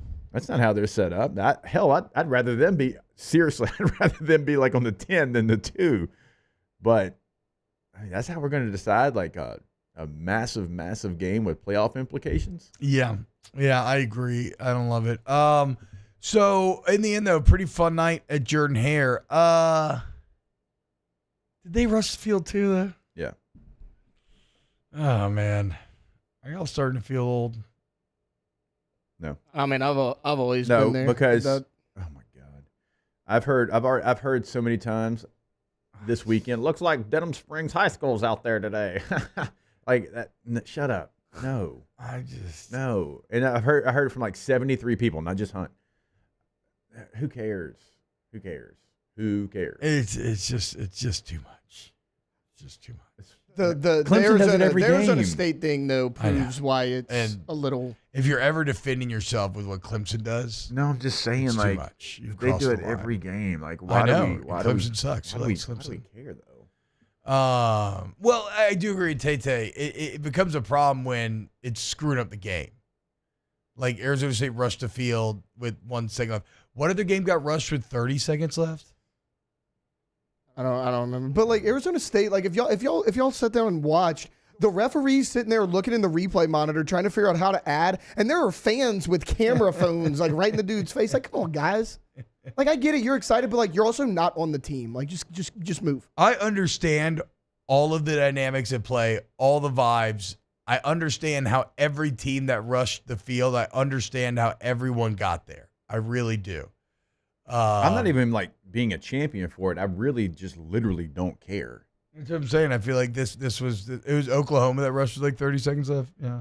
I mean, this is the time where it did cross some sort of threshold in my mind, and now I'm an old man. When it could possibly impact the game, yes. Now I'm like Principal Skinner, where it's like, have I changed? Am I out of touch? No, they're out of touch. They're wrong. They've changed. I do think, I think we got a little bit of main character syndrome going on here. You know? I'll be old here. I don't like it. Oh my God, I'm surrounded by Gramps. Which one were we watching at Don Juan where they rushed the field? Auburn. Was it Auburn? It would have been Auburn A&M. I was like, remember because we were chanting every time it looked like A&M was going to win. The bar started chanting "No hose for Hugh." Yeah. And then every time it looked like Auburn was going to win, they started chanting "Hose for Hugh." So congratulations. All the hoes for Hugh. Congratulations to Hugh and his accumulation of hoes. Not that anything was stopping him before, but yeah, I was like, why are we? It took you 3 overtimes, or what? How many was it? I don't remember. 4 overtimes. Like, come on, man. But look, by the high emotion of a game like that, again, it leads. I understand the context. I understand of it. why. But if everybody rushes the field, then nobody then it's not it loses its meaning. We used to see it maybe every 2 or 3 years. I mean, we see it every week now. But like with Arizona State, they were a 3-point favorite in this game. Well, like, but you won as the but favorite. again, see that's the thing. Do not. I still don't criticize the kind of settings, circumstances it led to. Because like to Jake's point, like I mean, yeah, Arizona State's been god awful forever, and this is basically a playoff elimination game. And it's a game where they were out to a big lead, looked like they were in firm control, and then they damn near lost it at the end, right? So they had this emotional roller coaster of a day. They finally survived. It's the first big home win in years and years. I mean, hell, they're probably the most justified one of the of the bunch. But it's just, yeah, I think I'm just old, and I think a lot of it is kids just wanting to do it for social media. But like, that's the part that kills me. What do you do in the Arizona State situation? Because like it took them almost 20 minutes to get them off the field. I don't know what you do in any situation, because if thousands of people want to do something, you can't stop them. Oh, if I'm the ref, I'm spotting the ball and be like 35-second play clock. If you don't have the fans off the field, delay a game. And we're just going to continue to do this until you get off the field. BYU gets delayed of game all the way down to like the 1 yard line. Then they get the one play from the one to go score and win the game. Love it. I was pulling for BYU so hard at the end of that game, though. I'm like, I want them to win now because these stupid fans. A BYU fan? Couldn't see that coming. Going into the game, I wanted Arizona State to win. Speaking of milk drinkers, no, I'm not Mormon. Cam Scadabo's awesome though. He's excellent. Speaking of milk drinkers, and look, that game basically played out like we thought, man. You know, BYU's very solid, so is Arizona State, but BYU doesn't have someone like Tyson and Scadabo, and I think Sam Levitt's just a bit better right now than Retzloff is. So shout out to Arizona State, massive win over the weekend. All right, they got a real chance, by the way. I mean, what, like winning the Big 12 or winning a playoff? Winning the Big 12 and winning a playoff game, not winning it all. Okay, dude. All right, when we get back, more Off the Bench. Off the bench. Go to Main Event, guys. mainevent.com. And look, if you're looking to have some fun with the family, maybe if you're a business leader, business owner, and you want to have some fun with your team, you want to do some team bonding, you want to celebrate a big milestone, a Christmas party, whatever. Look, we have dedicated party planners, Main Event, ready to get you right. What about this, though? Sunday, December 8th at 11 a.m., we are going to have a magical morning with Santa Claus. So you want to have a meet and greet with Santa. You get a picture with the man himself. Tell him what you want for Christmas. All while enjoying the wonderful pancake breakfast buffet. All while enjoying unlimited activities. That's right, guys. 2 hours of wristband access to all the activities. 1 hour of unlimited arcade play. Also got a cookie decorating contest. Okay. Our crafts, we got it all. We got the holiday spirit. RSVP today. Go to Main Event. Baton Rouge. Let's talk turkey. Bayou Ford can get you in a new 2024 Ford F-150 with $15,000 off MSRP. $15,000 off America's favorite F-150 truck. All new Bayou automotive vehicles come with a complimentary 7-year powertrain warranty. The crew at Bayou Ford is going to do right by you. It's an everyday thing here. We work horses in the mornings and we work on the property during the day, and without these John Deere tractors, it'd almost be impossible to keep up with the place. I've dealt with some of the other colors and stuff, and I never really got the response back that I get from John Deere, We really enjoy dealing with Sunshine. They're good people. They always check on us and make sure our equipment's running, and we love them. Flip the switch and learn more about what it means to be powered by Sunshine at sunequip.com.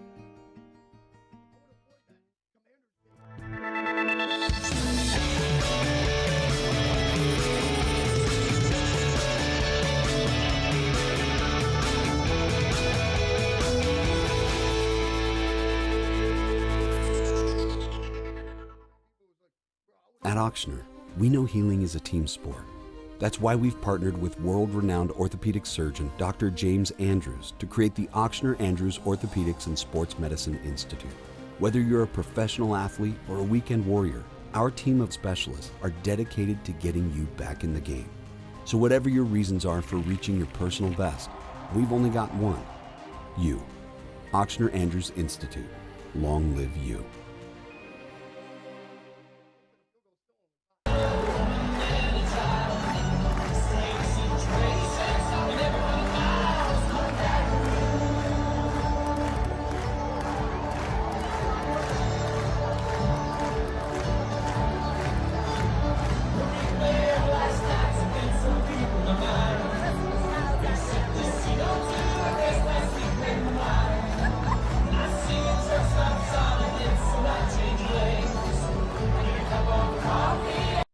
Hey, it's Matt Moscona. For years, you've heard me tell you about Insurance Network of Louisiana, helping you find better coverage for less money. But it's not just for your home and auto. They also offer commercial properties. So, retail stores, professional offices like doctors, dentists, attorneys, clothing boutiques. Insurance Network of Louisiana can find you better coverage for less money. They service the entire state of Louisiana, and they're local. So call today at 293-0450 or lainsurance.net. Jerry and Benny Payne began Central Plumbing Company out of their driveway in Tanglewood Subdivision. 50 years later and 4 generations down the road, we continue to serve Baton Rouge and the surrounding areas for all of their plumbing needs. Residential, commercial, industrial, or hospitality, Central Plumbing is here 24/7, 365. We want to thank our customers, family.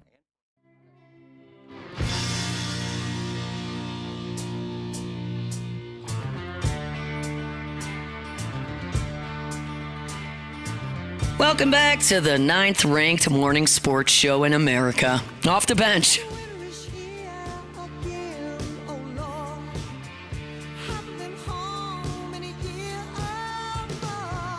What happened, y'all? Welcome back to OTB. We got a brand new AP Top 25. Oregon, Ohio State, Texas, Penn State, and Notre Dame round out the top 5 before you get into Georgia, Tennessee, Miami, SMU, and Indiana coming in at number 10.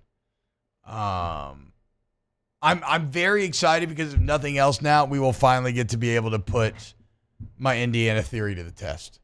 Because I think Indiana is a damn good football team. You know? So you're like Danny Cannell and think it was two plays in that game that go a different way and they're in it? No. I think in a rematch of them, rhetorical. in a rematch of them in Ohio State, I don't think that I don't see the angle where Indiana wins. Right? Look at what the Ohio State pass rush did to him. I was very impressed with how Indiana ran the ball. I was very impressed with their defense at times. Now, in a game like that, when you're trying to punch up, of course, if you have those two, like it should have been 7 and 7.5, or at least make Ohio State earn it with like a touchdown before half. They got to drive the length of the field, right? Like probably should have been 7-7. You give a punt return touchdown. Not that that's actually, I think that's more of like a credit to Ohio State's That's athleticism. one of the things that drives me crazy is like when somebody's like, and you didn't say it, but like Danny this morning, like they gave up a punt touchdown. Like, hey, I know you're a quarterback and you weren't in these meetings, but it's a phase of the game. Special teams is a phase of the game. It's a part of the game flow. It's a part of what you can get done.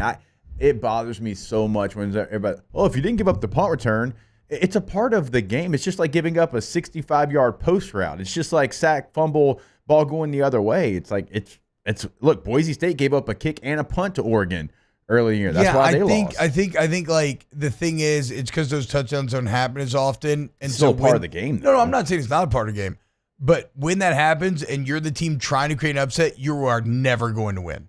Like bottom line, Ohio State beats you right there, but they were also just a better team. But I don't understand. But I think Indiana looked pretty solid for much of that game. I just don't understand this idea of like, so Indiana's loss to Ohio State is like worse than Notre Dame's loss to Northern Illinois. Right. But both them just have beaten bad teams, but they beat them badly, right? Which you should get credit for. to continue to beat like teams that are below you. That's like, especially beating them by a wide margin. But it's like, so they lose to Ohio State and all of a sudden they suck. But all these SEC teams that you would have told me were a million times better than them just lost to like 500 teams over the weekend. But that's okay because the SEC is the SEC and they're just the best. Like, I don't know, man. I know the SEC is the best conference. I definitely understand that.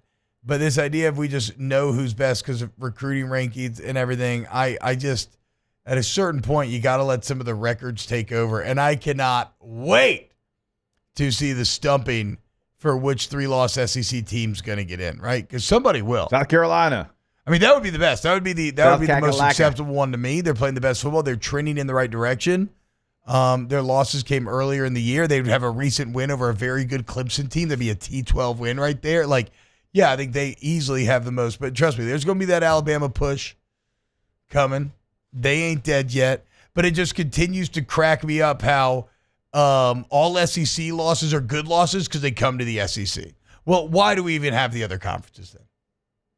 If it's the only conference that matters. Why do we even have the other conferences then if you can't lose a game in another conference and have it be a good loss?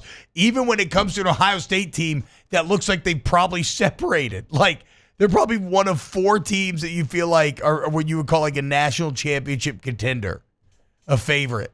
Like, when Will Howard plays like that, it's going to be very hard to beat Ohio State. So I'm with you on Ohio State, and they've actually played a couple teams with a pulse. They've played Oregon, they've played Penn State, they've played Indiana, and the scheduling with now these massive conferences is so imbalanced that it's hard to kind of, even within the same conference, kind of have the same argument about different teams. But I think a lot of people are hating right now on Oregon and Ohio State because there's a lot of people throwing shade at the SEC for Cupcake Week that we just had, and Oregon and Ohio State, neither one of them played a P4 team in the non-conference. Neither one of them played one. And so, you can't call that out if you're not going to call this out. And Oregon played a good Boise State team. I get that, but they did not play a Power 4 team. Same thing for Ohio State. And then you look at, Georgia played Clemson. Tennessee played NC State. LSU played USC. I'm not saying all those teams are good. I'm just saying that's what's going to get pointed out. And kind of the going back and forth. I'm not looking forward to it either because it's going to be nauseating just hearing the takes and the way they try to find a path for a lot of different teams, not only in the SEC, I think probably in the Big Ten as well, while they just hand wave teams like an SMU, like Arizona State that we've talked about. I mean, some of these teams in the Big 12 and the ACC aren't even going to be a part of the conversation while they're talking about 3 lost teams from one conference. Even SMU's weird, though. And I understand that they'll get in because it's an auto bid, so it's different. But, I feel like they have more respect than Indiana does. And SMU's played the easiest Power 4 schedule in the country. They had the easiest schedule coming in. It was easiest before the season. Some of those metrics have changed a bit. Where was it? Louisville? Is that their... Who is SMU beat that's good this year? Duke. Duke's 8-3. Yeah. They beat Duke on the road. They beat Louisville on the road. They beat TCU 66-42. Trying to think what other wins they have on their resume. I know they beat, UVA didn't mean anything on the road last week. Pitt at the time was a big win for them. Yeah, I know. I don't know. I guess I don't know. Whatever. It doesn't matter. I don't need to be upset about the Indiana disrespect because they'll get in now and they'll play one of these 2-loss SEC teams and we'll see what the measure of them really is. I do think Ohio State's separated from a pack a bit personally, but if you had to choose 4, we got to go to break. So maybe think about this during the break. Who are your national championship contenders? Do you think anybody's separated from the pack? We'll talk about it next here on Off the Bench. Off the Bench. Go to ColemanRoof.com. Coleman Roofing and Construction is your most complete, most reliable, most respected roofing company. Here at Coleman Roof, there is no such thing as not my job because every single employee, top to bottom, does everything that they can to ensure that the job is done to the utmost quality with the utmost effort put in all the way from estimate to cleanup. And that's how over 40 years they've grown large enough where they can do any size project commercially or residentially anywhere in the state of Louisiana with any type of roof coating, any of it.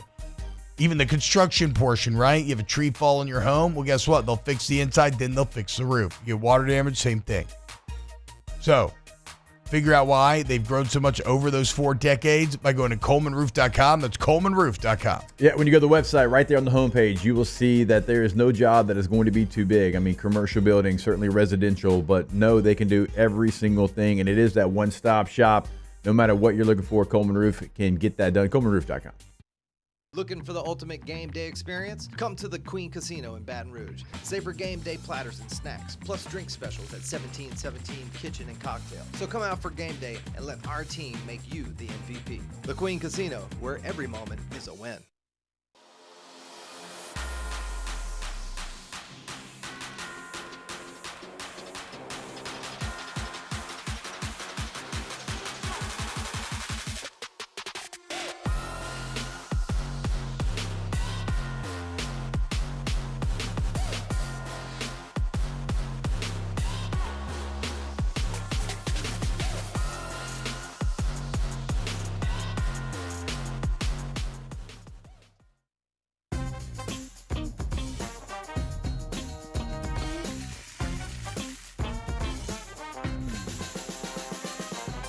The best kept secret in town is out. Discover Tallulah at the Renaissance Hotel on Bluebonnet.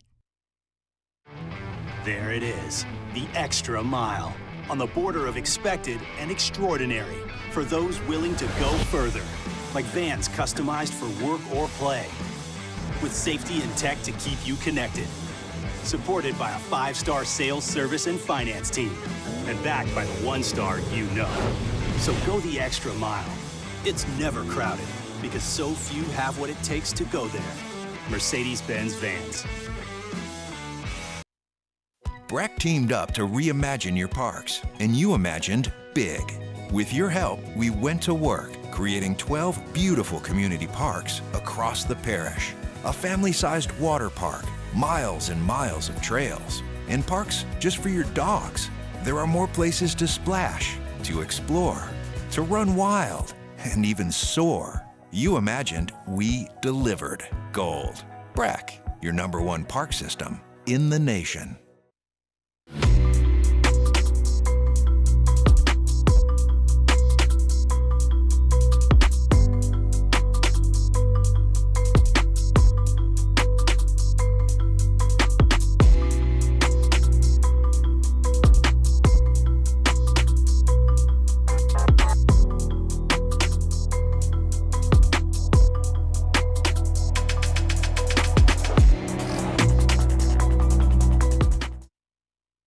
Gulf Coast Office Products is a nationally recognized Savin office equipment dealer based right here in Louisiana. Over 100 employees strong, Gulf Coast has the boots on the ground to support all vertical markets, from education, engineering, legal, and finance. With the latest in office technology, from desktop to production segment units, Gulf Coast and Savin have the perfect fit for you. Call 225-756-2644. That's 756.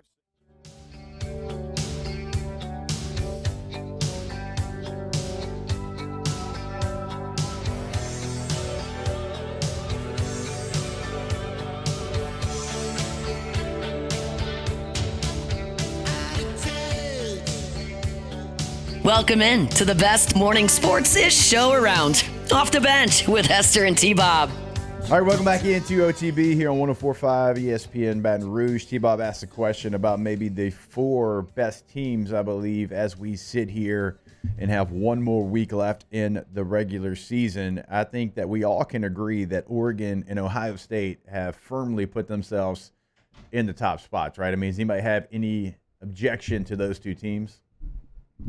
No, I mean, that should be the first 2 teams I think anyone would mention. Yeah, now they're not going to both get top 4 seeds because they play in the same conference. And, you know, depending on how the conference championship game goes, can Ohio State get the revenge on Oregon? That's going to be a hell of a 5 seed somewhere in the college football playoff. And then you've got teams 3 through 6 in the AP Top 25. You've got Texas, Penn State, Notre Dame, and Georgia. I think it's wild that that's kind of where the debate starts as you get right into it. 3, 4, 5, 6. It's like, okay, well, do you really trust any of those teams and kind of what they can do? Can they take over a playoff and can they go win it?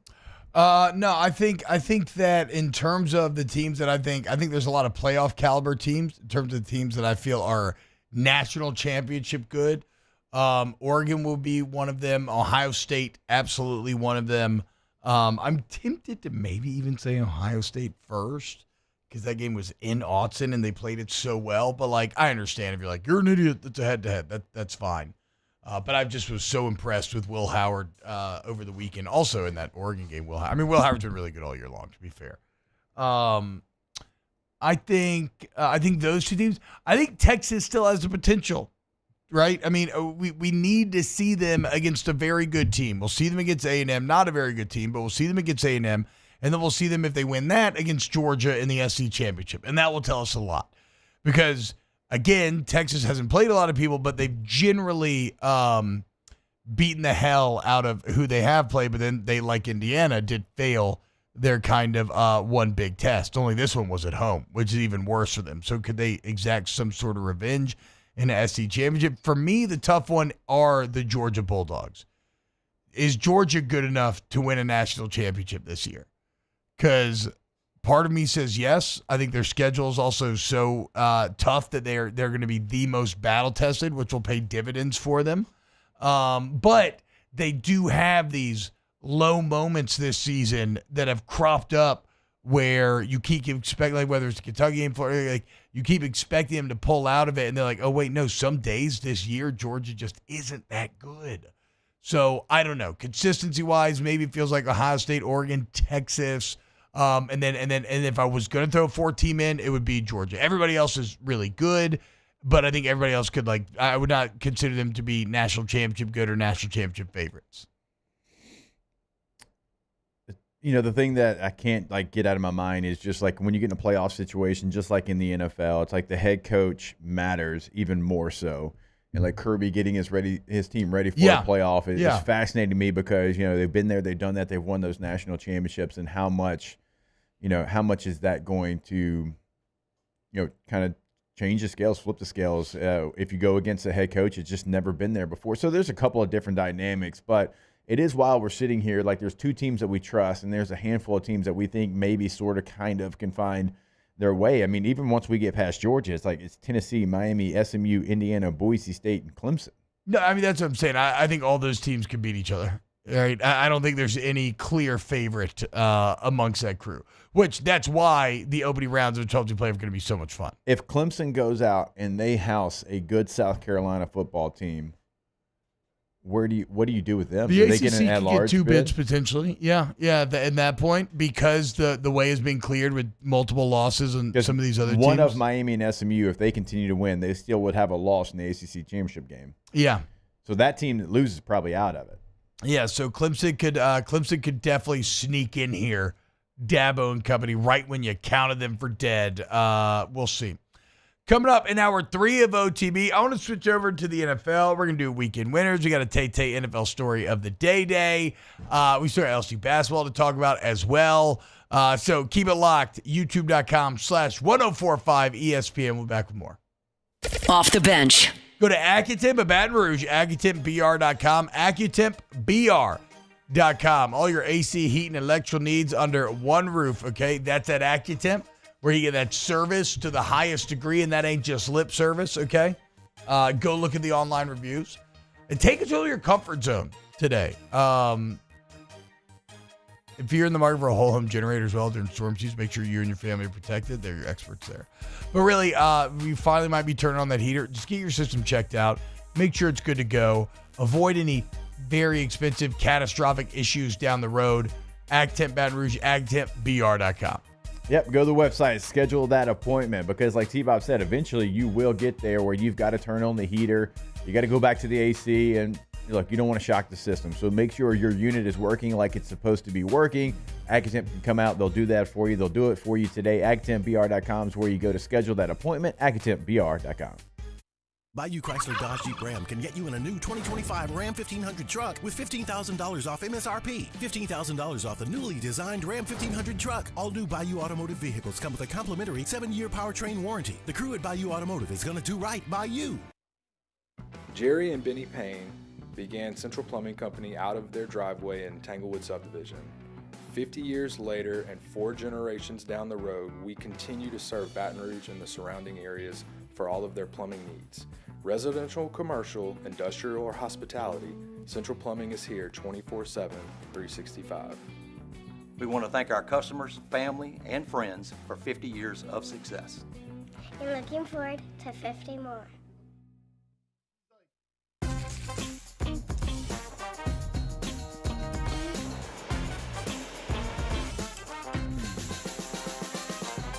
The best kept secret in town is out. Discover Tallulah at the Renaissance Hotel on Bluebonnet. Join us at Pro Dreams in Mandeville for our special event, A Day of Champions. Meet LSU National Championship winning head coaches Jay Johnson, Skip Bertman, and Paul Maneri. Don't miss your chance to purchase authentic sports memorabilia, autographed by the champions themselves. It's the perfect opportunity to celebrate LSU baseball and take home a piece of history. Visit pro-dreams.com to get your tickets. See you there. I've been doing business with Luba for 25 years. They're dependable, trustworthy. It's just the attention to detail with our clients. Our folks have years and years of experience. They're highly trained professionals, but many companies have that asset. What I'd like to think makes Luba a bit different is that we use those talents in a way that truly is dedicated to serving the needs of the folks who depend on us. Dylan Cruz here to tell you about Six Rings Baseball and Softball Camp. If you live on the North Shore and play ball, go to Six Rings Camps with former LSU assistant coach Dan Canaveri. His knowledge is second to none, and your child will improve and have fun doing it. Camps were held at Coquille Park and Six Rings Academy in Covington with 4 sessions over the summer. Full day and morning only sessions are available from ages 7 to 13. Go to sixringsbaseball.com or call 985-206-9096. Learn the game to love the game. Breck teamed up to reimagine your parks, and you imagined big. With your help, we went to work, creating 12 beautiful community parks across the parish. A family-sized water park, miles and miles of trails, and parks just for your dogs. There are more places to splash, to explore, to run wild, and even soar. You imagined, we delivered. Gold. Breck, your #1 park system in the nation. Gulf Coast Office Products is a nationally recognized Savin office equipment dealer based right here in Louisiana. Over 100 employees strong, Gulf Coast has the boots on the ground to support all vertical.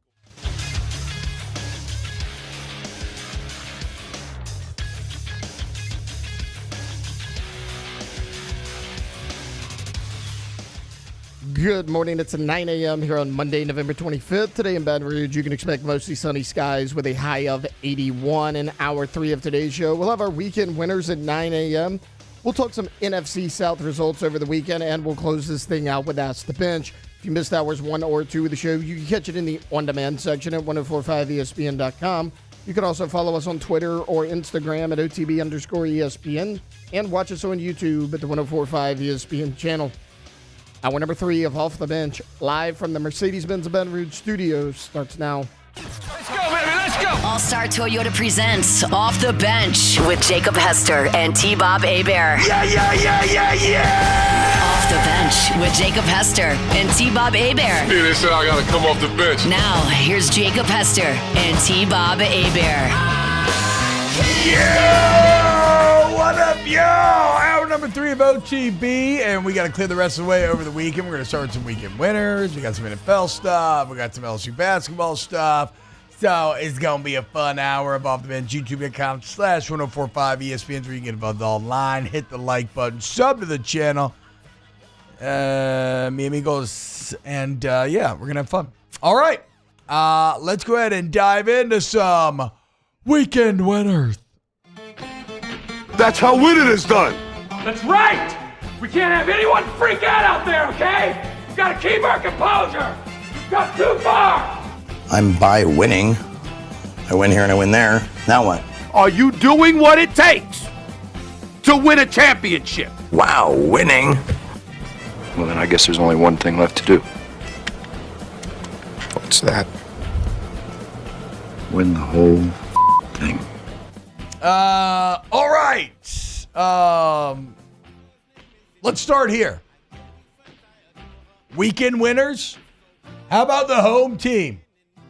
The Baton Rouge Zydeco getting it done Friday night against the Lake Huron Prowlers. I hate the Prowlers. Big win for the Zydeco. Second comeback win of this Prowler series. How about this? First goal, the Zydeco score with literally half a second left in the first period. Okay, awesome.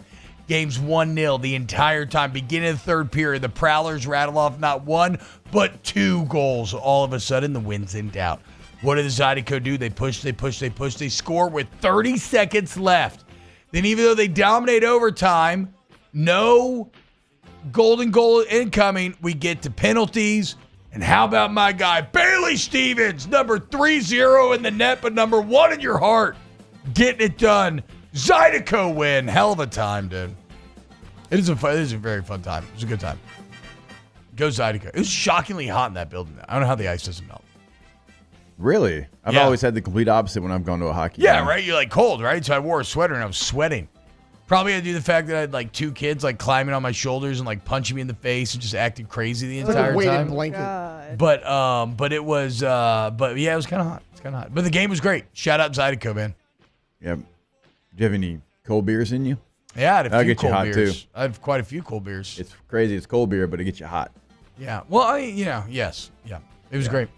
My first weekend winner is going to go to LSU running back Josh Williams. Yeah. Y'all know I love my guy Josh Williams long before he was number 18, but now, even more solidified that he is wearing 1-8. And, I get reminded when I first got here to Baton Rouge to work here at this station, I remember having a conversation with Matt, and I don't remember how it got brought up. He's like, yeah, you were playing and everybody wanted the 5-star running backs in there, and they kept calling for him. I was like, well, no, I didn't know that because I don't read message boards. I always kind of feel like that for Josh as well. Yeah. Like everybody wants everybody. And Caden was great in this game too, but everybody always, his entire career is like, put in the 5-star guy. It's like Josh is productive when he's in there. And I will ask anybody that wants to sit down and watch film with me. I will watch film with you and I'll show you exactly what I'm talking about. Like I believe that much in Josh Williams and the job that he's done. And it was good to see him, one of his last games in an LSU uniform. You mentioned the team meeting. Go out there, not only just, talk the talk, but walk the walk with that team meeting and have a really nice performance, a couple of touchdowns. The first time he's had multiple touchdowns. I think coming into the game on the broadcast, CB mentioned this. I think he had 14 career touchdowns on the ground coming into the game, but the first time he had 2 rushing touchdowns in the same game. So a big night for him. Also what he did through the air, those 4 catches for 61 yards. Those were very impactful yards. And so, man, love seeing Josh Williams go out there and play really well and have a game like that. Like I said, one of his last times in Tiger Stadium. Yeah. Representing 18. That's exactly what you'd want out of your 18 in that scenario. All right, Alondra, what's up? Okay, weekend winner. All of the Chiefs haters out there because they just lost to the no, they won. No, they won. Dang it. Who did they lose to, though? The Packers? They got, blown out by the Packers. They lost last week. Rip. Yeah. Never mind. Yeah, I'm sorry. You know what? Here, you're fine. Take a lap. Regroup. I know that sucks. You get out it over really your does. Get out over your skis. You realize there's no landing to underneath honest, you. You're looking at the rocks. I had no weekend winner just now. It's okay. Look, just take a lap. We'll go back around the horn and you can get a chance at redemption when you come back. You're like Jackson Dart. You threw a pick. Let's go. We're Let gonna me go cry. 3. You can go through 3 and out, and you're gonna get another chance to win the game. Let me cry while I wait. Taylor, what's your first winner? First winner for me is Kansas Jayhawks football program. Look, 2 weeks ago they were 3-6. Their season looked to be in the tank. Back-to-back wins now over top 25 teams. They beat. You're missing one. What am I missing? 3 wins in a row. 3 wins over top 25 teams. I think they became the first team ever to have a losing record and rattle off 3 ranked wins. Well, and then I was at home. The 2 wins in a row have been away from home because first one was at BYU. This one was at Arrowhead Stadium against Colorado. And I mean, look, outside of the BYU game, they beat Iowa State by 9. I mean, they controlled the game the whole time against Colorado. Like, they've completely turned their season around. They're flirting with a 500 record now. I mean, it's crazy because you're seeing why everybody was so high on them to begin with, because Devin Neal's a beast. When Jalen Daniels takes care of the ball, he's an absolute beast. They built a lot of talent because Leipold's been winning there for a couple of years now. And unfortunately, I think they probably got a bit cocky in the beginning, and they got beat by teams that we now know are pretty damn good, right? They lost to Illinois early on. We thought that was bad at the time. Oh, wait, no. Illinois is actually awesome. Bird has them rolling. Who else were their early losses to? Oh, and within that stretch, Tay-Tay, they barely lost to Arizona State as well. Yeah. So they damn near had 4. Well, and they only lost to Kansas State by 2.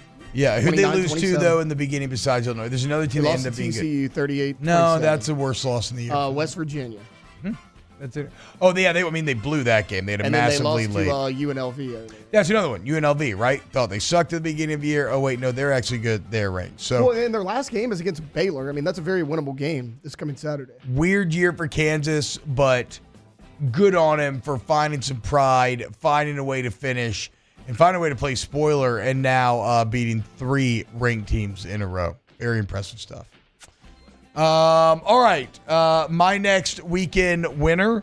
I bought the Kelsey Brothers cereal. And it is so stupid. It's literally just both the Kelsey Brothers pictures on the box. And it is Cinnamon Toast Crunch, Reese's Puffs, and Lucky Charms. All mixed together.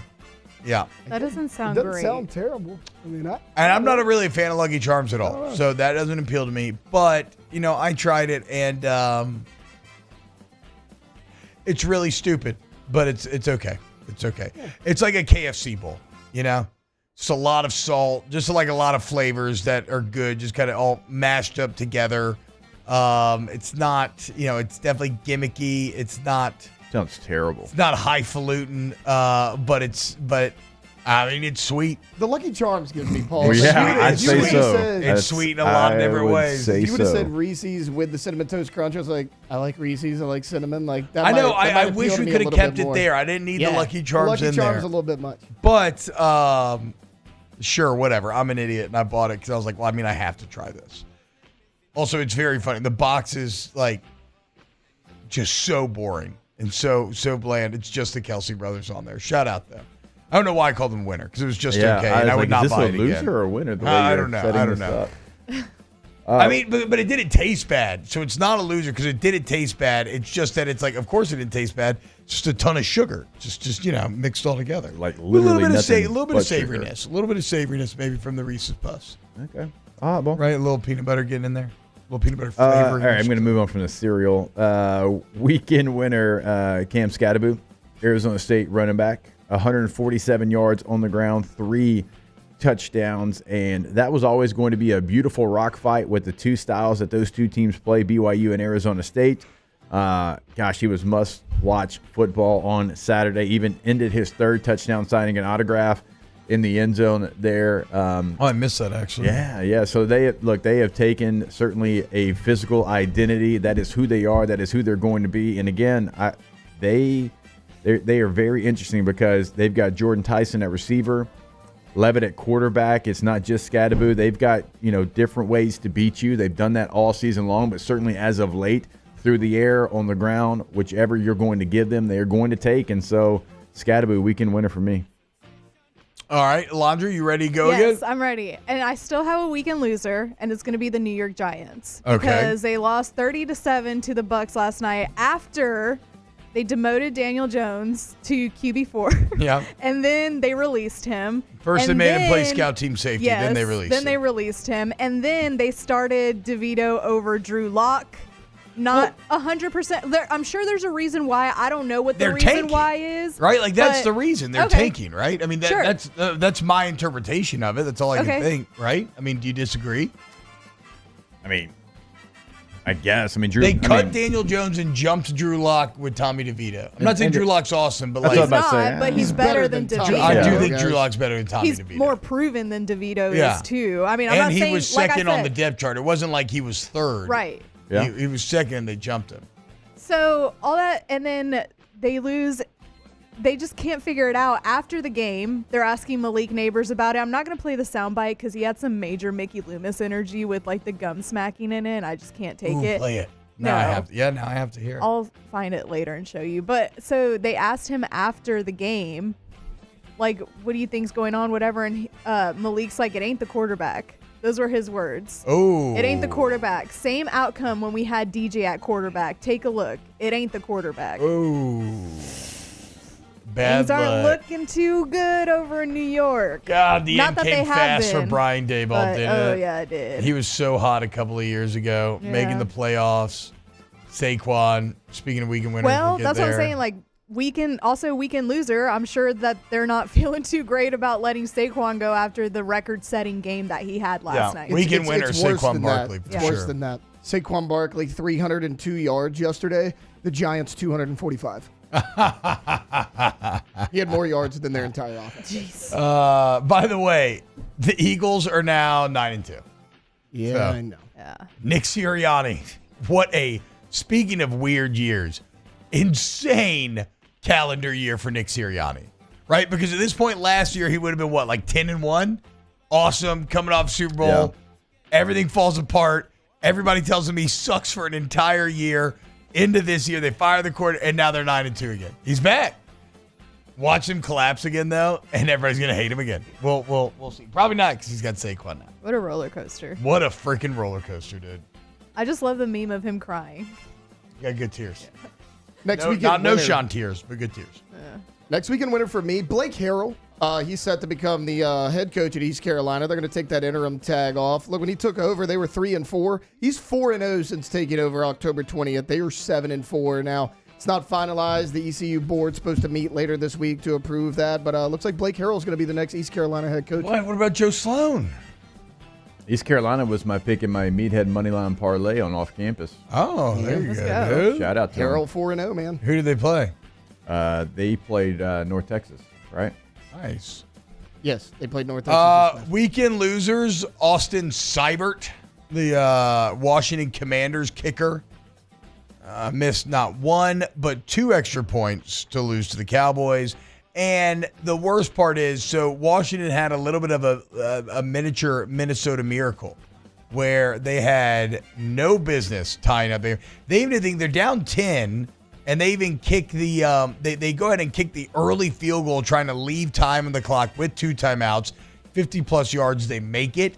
They play it perfectly. They use their timeouts. They get the ball back with no timeouts, about 30 seconds of the clock. And then Jaden Daniels makes magic happen. Huge touchdown. Crowd's going crazy.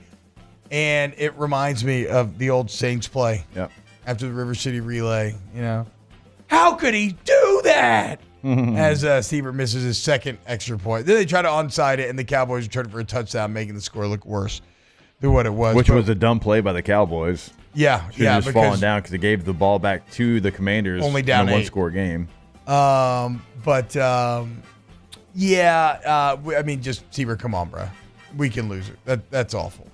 They did all that hard work to create this awesome, crazy 10-point comeback, and you completely blew it while making a 51-yarder to be a part of the comeback. Crazy. He was actually 2 for 3 on his Noble field goals. He just missed 2 extra points. And all of a sudden now, the Commies from 7-2 to 7-5, guys. How we feeling? Yeah, 3 straight losses is not great. Anybody else? That right there is where I feel like you should go for 2. Sorry, I didn't mean to cut No, you go off, ahead. But like, Yeah, if he your had kicker's already missed him, one. yeah, You're at home. I would. I know Not the a bad NFL call. doesn't You got typically momentum happen, on but your side. Go FT you have a perfect 2-point play quarterback. Yeah, you're probably right on that, Alondra. I don't know why I hadn't considered that. I think you're correct. I know we're using hindsight there, but yeah, like why even put it into overtime's hands at that point? Yeah. Oh, that game did feature one of the coolest kick returns I've ever seen. What's his name for the Cowboys, Tay-Tay? Turpin. Turpin? Yeah, bro. That jab step spin move was so freaking pretty, and it straight up broke the entire defense.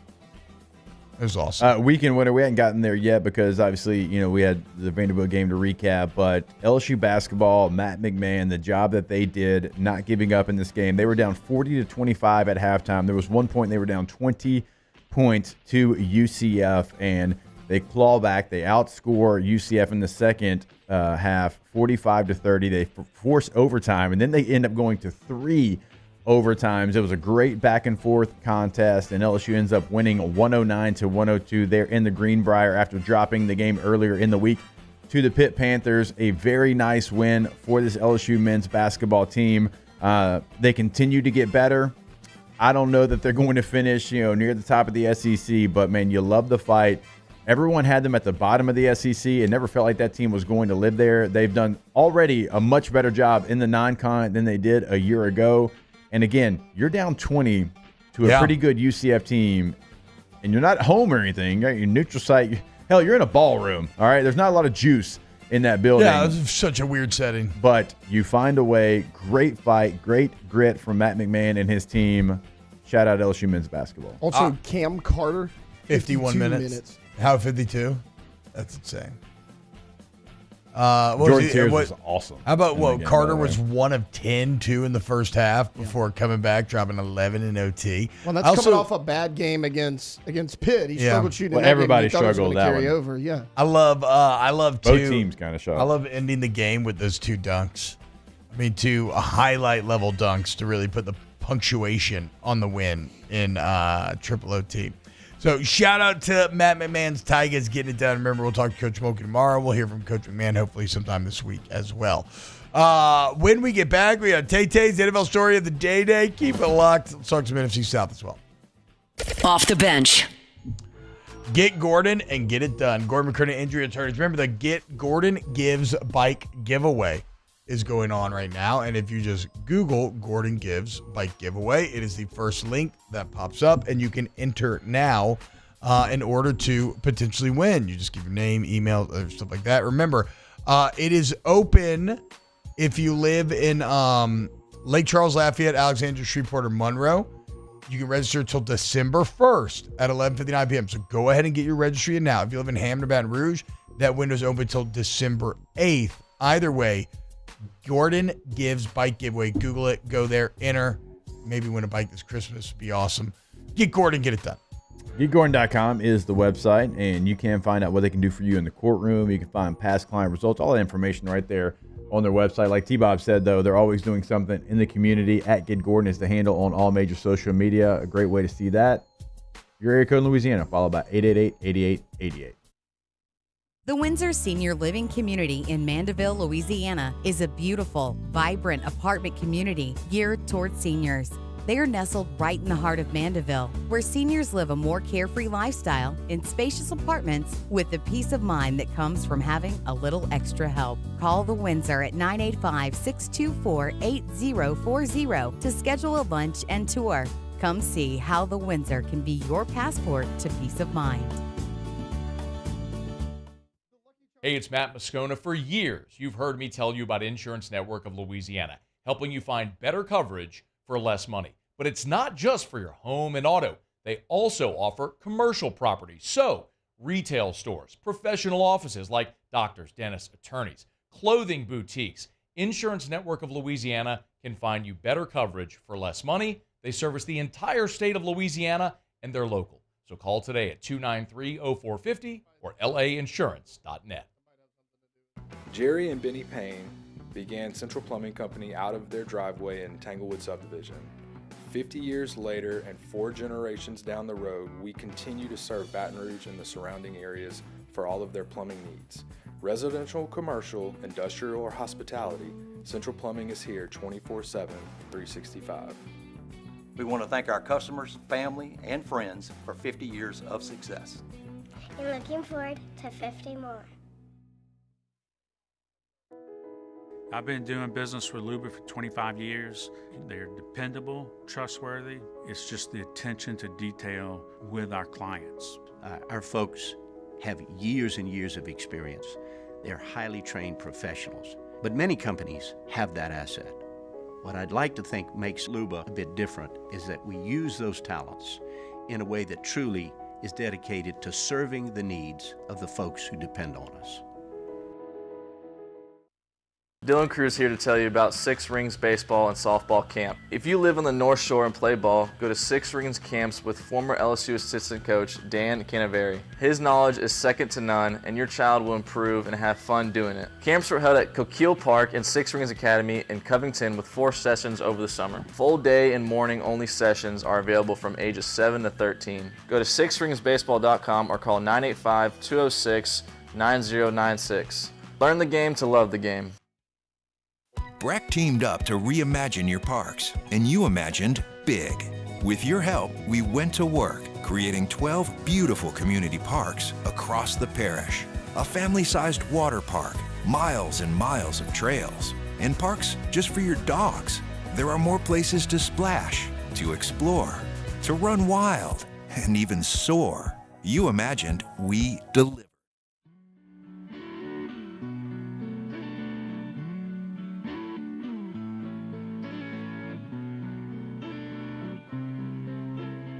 Welcome back to the 9th-ranked morning sports show in America. Off the bench.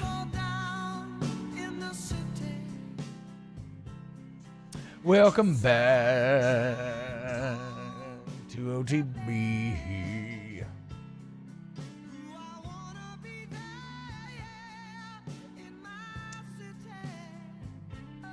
All right, let's talk some NFL. A little Tay-Tay NFL story of the day. It's time for Tay-Tay's NFL story of the day. Your daily dose of NFL news from Taylor Sharp. Well, you know the old saying, you can't keep a good man down for long. And, you know, we have been picking on Daniel Jones. We've been picking on the New York Giants. But, guys, V clears waivers today. What did we talk about when he got released? I said the perfect ending I want to see is Daniel Jones signing with a playoff team. If their quarterback goes down, he goes on a Flacco or Foles run and ultimately wins the Super Bowl. Jones is kind of thinking that as well because now he's leaning towards actually signing with a team's practice squad for the reason that it's going to give him more flexibility down the road because, you know, if you're on the practice squad, you can be picked up by another team down the road. And he said he's looking to be that emergency starter possibly if a player goes down. And there are 4 teams that are considering possibly looking at him for that exact point, 3 of which Denver Broncos, Los Angeles Chargers, and Minnesota Vikings, all who have a chance to make it to the playoffs. So, guys, the Daniel Jones storyline is beginning today. Which would be the best fit for DJ? You said Vikings. Who else? Vikings, Chargers, Broncos are like the three like playoff worthy teams that are looking at him. Broncos. Actually, out of those 3, I would think Minnesota, just because Kevin O'Connell's done such a good job with Sam Darnold. I was kind of thinking Minnesota, but then again, but look at Bo Nix. Look at what Sean Payton's at Bo Nix. Yeah. I'm thinking that, and Look also at Justin he's young. Herbert. Harbaugh. Yeah. Well, that would be great as well. I just to feel Jake's point, they run the ball so much. No, I know, but I feel like Herbert is like different than all those guys to where the drop-off would be way more extreme from Herbert to Danny Dime. That's the thing, like Darnold to Daniel Jones. Maybe not as extreme. Maybe this year, yes, but not like, kind of, and definitely not Bo Nix to Daniel Jones. That's actually very similar, I feel like, in a lot of ways. It could be at least if Daniel Jones maybe been like with Sean Payton like Bo Nix. Is Bo Nix taking over from Rookie of the Year from Jaden? I mean, he's played really well in 3 straight losses for the Commanders. Like, I believe he has more touchdowns too. Bo Nix does? I believe so. Damn. Jaden had a good. I mean, Jaden having a good game yesterday. Yeah, for sure. No, I'm just saying. Bo Nix yesterday, hot right 25 of 42, so 42 pass attempts, 273, 2 touchdowns. So completion percentage wasn't great, but certainly 273, 2.6 per attempt. It's not great, but only had 1 sack against him. Well, in the last 3 games, guys, against the Chiefs, 215, 2 touchdowns, no picks. Last week against the Falcons, 307, 4 touchdowns, no picks. Damn. So in the past 3 games, he has 8 touchdowns, 0 interceptions, with about a 67% completion percentage. Pretty damn good. Yeah. Very nice. How bad did those coaches at Auburn have to be? I literally still thought the exact same thing yesterday. Look at him once he went to Oregon and now here in the NFL. He was a 5-star guy. That was Harsin, right? Did he get a little bit of Gus and then Harsin? I know he had Harsin for Gus sure. was his first year. Yeah. Gus was his first year. Disastrous that you had that guy and you screwed him up so badly. Like, if you go game by game with Bo Nix, like, his first 2 games were bad. No touchdowns, 4 picks in his first 2 games. Since then, he's only thrown a total of 2 interceptions. Can you hear Taylor falling in love? So, I mean, it's like at the beginning of relationships, start to get butterflies in the belly. Taylor's like, oh, wait, there's another scrappy white quarterback that I can get behind. Hold on. I liked Bo Nix last year, too. I know you did. So are you ready? Are you going to call Baker and tell him? Tell him what? That You know, you've moved on. Whoa. I haven't moved on. For the BBD, the bigger, better deal. You want I'm the allowed younger, to hotter like more guy. than one player. No. I'm going to tell Baker then if you won't. You can tell him. I'm not going to let you run He around didn't and care. He two-time knows what Baker this behind is. his back. This is not a monogamous relationship. He knows what this is. Wow. Unbelievable. Hey, guys, remember to go to All-Star Toyota Baton Rouge, all your vehicular needs. You want to get yourself a car for Christmas? I mean, you could do that, like, traditionally awesome thing of, like, the keys in the box and the car with the bow out front. All-Star can make it happen. Maybe you want to get a minivan like the Toyota Sienna. Maybe you want to get a big old truck like the Tundra or a little one like the Tacoma. Either way, All-Star there with everything at the best prices, best customer service. They're awesome. All-Star Toyota Baton Rouge, allstartoyotabatonrouge.com. So, guys, have you heard the latest on Zion Williamson?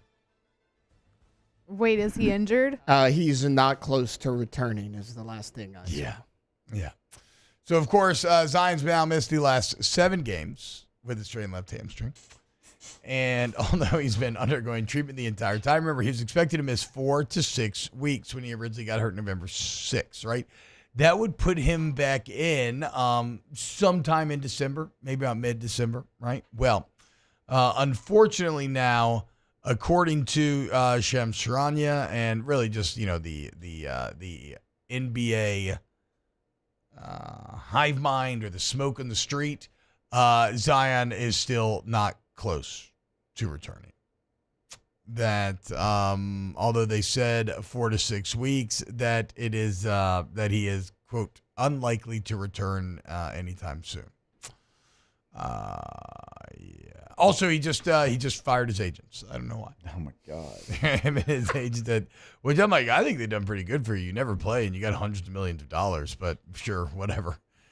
He just split with CAA for, quote, unclear reasons. So tight. Pelicans are now 4-12, and Zion ain't coming back anytime soon. It's time for everybody involved to go a different way. Yeah, I mean, I said, as a fan, I already did when he originally got his hammy hurt a few weeks ago. That was my not out of anger, just out of let's call a spade a spade. Yep. It is what it is. It is what it is, and you've got a lot of money tied up into this player. This player's not been available for you. He's a very skillful player, and for all intents and purposes, it sounds like he loves the city. Sounds like, that there's not an issue with him being on a franchise that's underachieved. He just can't stay healthy. He can't stay on the court. Maybe he can for somebody else. Maybe if he goes somewhere new and there's a different situation, I don't know. But it ain't for you. It's just what I don't even really know. And we talked about it, he's like the Bosa brothers. They are such physical freaks, they can't stay healthy. Oh, wow, dude. As if I couldn't be more. Now, this will cause me to, say F you to Zion. Reportedly, thank you, Mac Lindsay, for putting me on this, but this is also in the in the Athletic articles here. The reported reason for Zion firing his agent was not actively pursuing a trade to the New York Knicks. So even though the New Orleans Pelicans bet on your injured ass time and time again and paid you all that money despite you never being available, you fired your agent for not getting you out of town. I'm sucking my teeth at you. Get the hell out of here. I don't give it. Now I am mad. Get the hell. What is it is it different sitting on the bench in Madison Square Garden? I mean, I guess at least it'll be seen by more famous people. Maybe he just wants different food options now. Yeah, I mean, it is a great New York City, to be fair, is maybe one he's of already the few torn through New Orleans. cities that could Gotta get a different spot. New Orleans. I mean, I'm so mad about that. I'm on the edge of making a fat joke as well. I really wanted Dude, to man, say I do it all fat the ass, time. and It's a good stress reliever. and I didn't because I don't want to go that. But that's ridiculous. What are you going to trade the Knicks? You're suddenly going to be healthy? What kind of sense does that make? I guess he was like how Cat went from the T-Wolves to the Knicks. That was supposed to be him. You know what I'm saying? Yeah. That's what it feels like. Get the hell out of here, Zion. You want to get traded to the New York freaking Knicks after New Orleans give you all that money. They've given you an entire franchise. They've done everything to try to make you work, and you can't do it. I mean, Get the hell out. Go to the Knicks, dude. I don't give a damn. Bye. Well, the Knicks didn't do it. They didn't want him. Bye. I'd take, trade me a big Reuben sandwich right now. I'd give you Zion Williamson. I mean, there's a lot of things I'd trade for a Reuben right now. That sounds great. Get the hell up out of here, dude. Yeah, exactly. Like Greg Lamont, New York City media going to eat him alive. Yeah, you think it's been rough down here? Do what you do down here up there, okay? Please. Soft. Ooh. Salty. Yeah, it triggered me. You want to trigger T-Bob, turn him into Trigger Bob? Talk about a major market in any sport. I mean, what a hoe, dude. What a hoe. He went from, I'm not going to say anything bad about it, call this man. I mean, it is. I mean, how much money have the Pelicans give him? A lot. For what? For playing 20 games a year? Ooh. And you fire your agent because you didn't I'm trade him to the 100% Knicks? with you. This is The gloves are off, baby. the most hoe energy that I've ever come across in now, basketball. I feel like I don't believe at all that he's trying to play. no, he's not, and he never has been. Yeah, exactly. Like, T, you're gullible. I He was agree. never trying to I play. agree. Dude I wants mean- to play for free. Like, he wants to get paid and not do anything and eat the table at New Orleans And restaurants. his quotes are straight back to like, I didn't feel like Zion. Like, so he was asked about his mobility. Zion doesn't feel like Zion. He asked about his mobility, and he said, he feels good, but it's not where it needs to be. If you ask me a lot, I guess talking about how his hamstring feels better. But I have to follow protocols and guidelines. Staying in good spirits. Rehab's going great. I'm on Okay. track. That's all I can do right now. Hamstring injury hamstring injury is translation for I don't feel like playing right now. Get the Because that's what hell was wrong with up all outta the here, Saints dude. players Get before out Dennis of Allen here. got fired. Get out of here. Bye. Enjoy New York. Yeah. I blame All the you've done franchise is for bring us most of this. disappointment. You knew that this was an issue before you paid him all of that money? This was an issue in college. Guys, he missed a month and a half of Duke's season because Lazy. he stepped through his shoe Lazy. on the basketball court, and he missed a month and a half. He was repetitively injured before you gave him that contract, and New Orleans is like, wait, we gave him that money. We really thought we were going to get something out of him. He's always been this guy. He was this guy in college. Yeah, and the dumbest part is I'm gonna be even more triggered angry when he does get his butt to wherever he wants to go, and then he ends up playing well. That's what you've always said. Screw you, dude.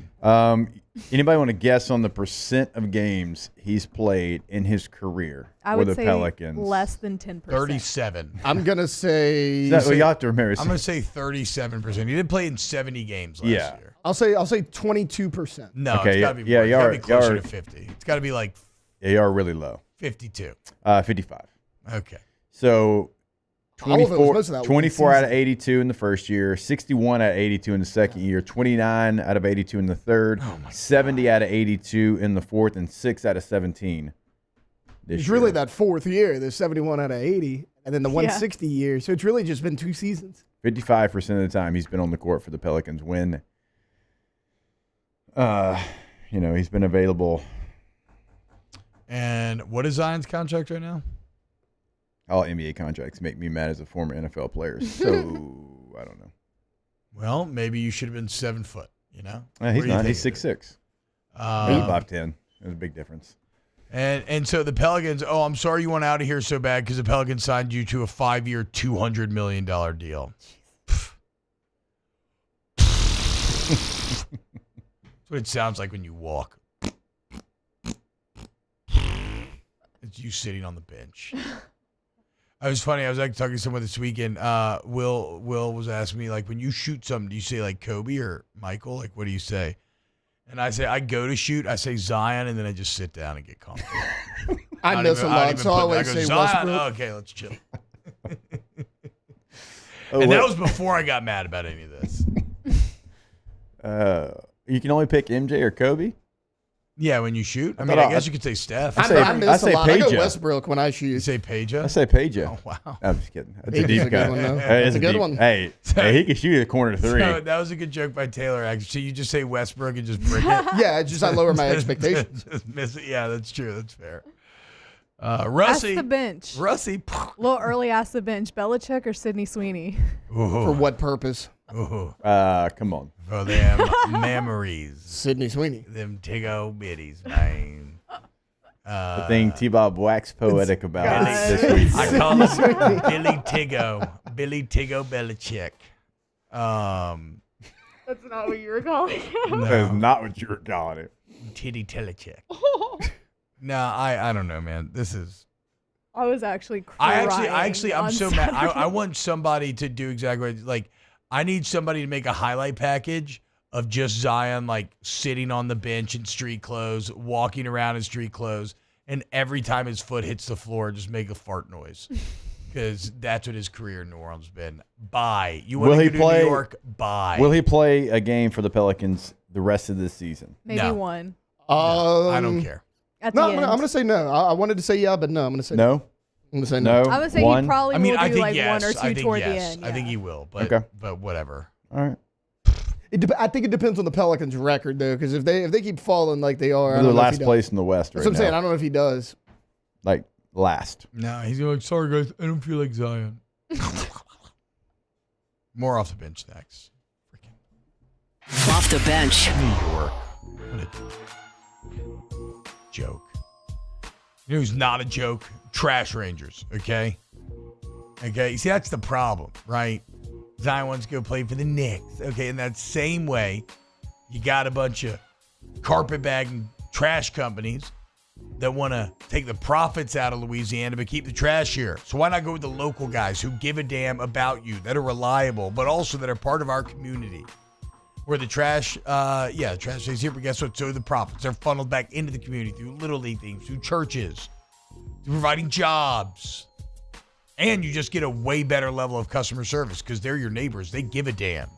And if you're a business owner, guess what? We're a business too, so we know the flexible needs of businesses. If you need front-load dumpsters emptied up to 6 days a week, you need any size roll-up dumpster, go to trashrangers.com, trashrangers.com. Yeah, when you go to the website, you can sign up for residential, commercial service. Also, those roll-off dumpsters that we talk about. 3 different sizes to choose from. They can make sure you have the right size for your project. Trashrangers.com. There it is, the extra mile. On the border of expected and extraordinary for those willing to go further. Like vans customized for work or play. With safety and tech to keep you connected. Supported by a 5-star sales, service, and finance team. And backed by the 1-star you know. So go the extra mile. It's never crowded because so few have what it takes to go there. Mercedes-Benz Vans.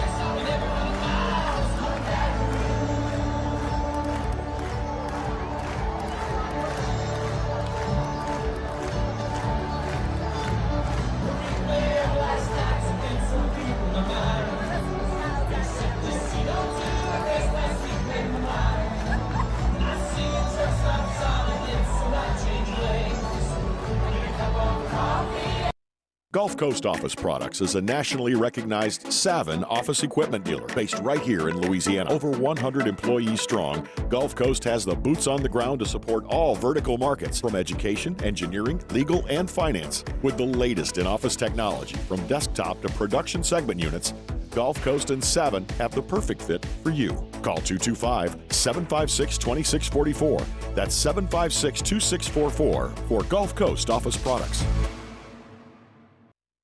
Electricity is all around us, and our families depend on it. Every day is sparked by the power of a cold drink or a warm meal, a movie night, and a comforting light at the end of a dark hallway.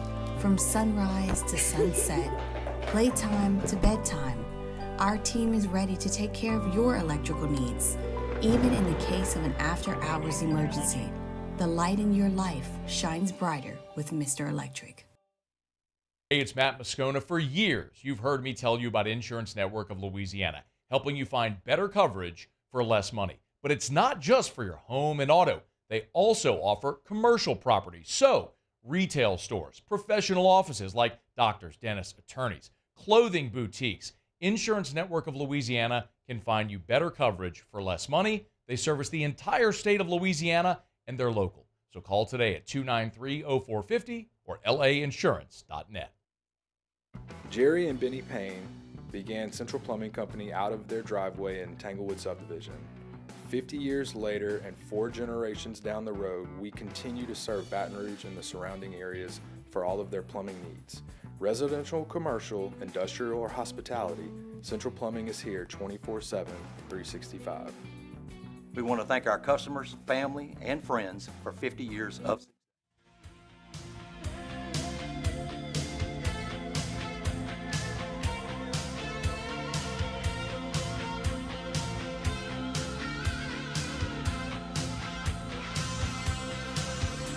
Back to sports talk. Maybe. Off the bench.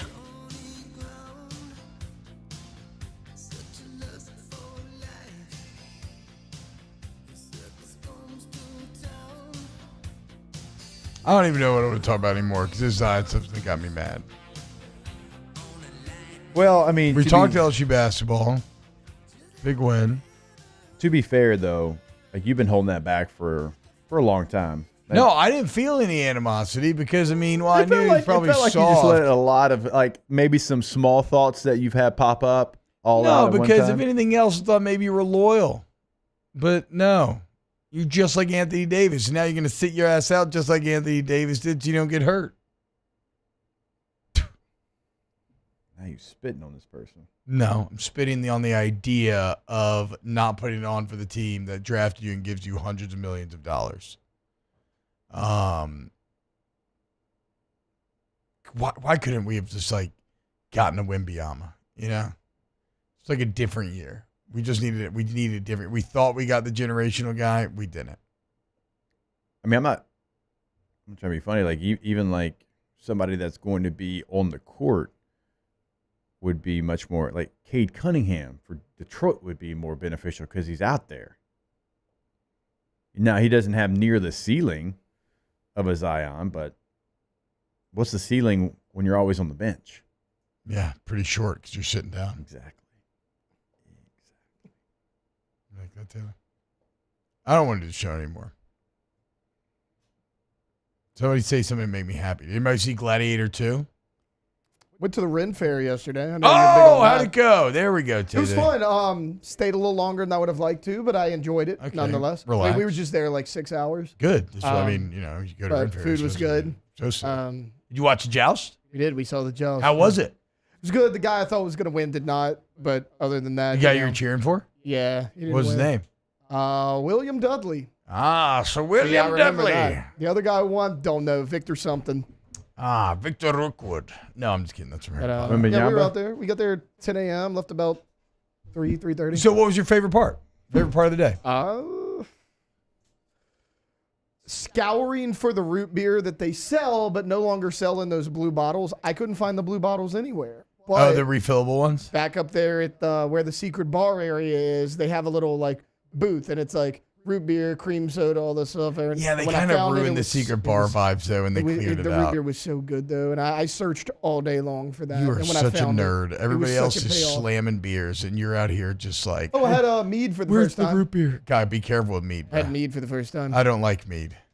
It wasn't bad. It tastes fine, whatever. It's a little too sweet for me, but the hangovers on mead are violent. It's funny you say that. She goes, oh, we only sell it in the 12 ounce because it's like 19% alcohol. Or whatever. I was like, okay, and then I drink one and I'm walking around. I'm like, if you had a couple of these, I was like, you'd have an issue in your hand. What's mead? She explained it like a honey wine. Yeah. That's how she explained it. Like back in the day, I'm pretty sure back in the day, it would just get created because like water and honey, or maybe they do this on purpose, or maybe they kind of naturally discovered this, but like in the hole of a tree, like, you know, the like tree hole. Why am I blanking right now? My brain's not working. But honey and mead would sit there or excuse me, like honey and water, and it would ferment and it would naturally alcohol. Gotcha. And then they drank it. They're like, oh wait, this stuff gets us drunk. I know I probably butchered that, like how mead came about, but yeah. So nothing else, the root beer. Root beer, mead. I mean, did you buy a sword? Did you buy anything? I did not buy a sword. No. Victoria made me get my face painted. I didn't want to tell you, but she did. She did. Your face painted? Yeah, dude. Bruh. I swear. This dude's walking around drinking root beer with a painted with face. no, with we no did kids. it right before I left. I'll tell you that. You Texas A&M ass having Ren Fair, Guys, dude. trust me. You saw the vibes around there. I was the least weird person there. What did you I'm paint saying, your are face you a with? child? You have a face What, painted like, with what'd you put root on beer? your face? I didn't do it myself. No. What Yeah, design? what did you like? So that was the thing. Victoria, her sister, it was called the guinea pig challenge, and the people who painted got to pick what they put on you.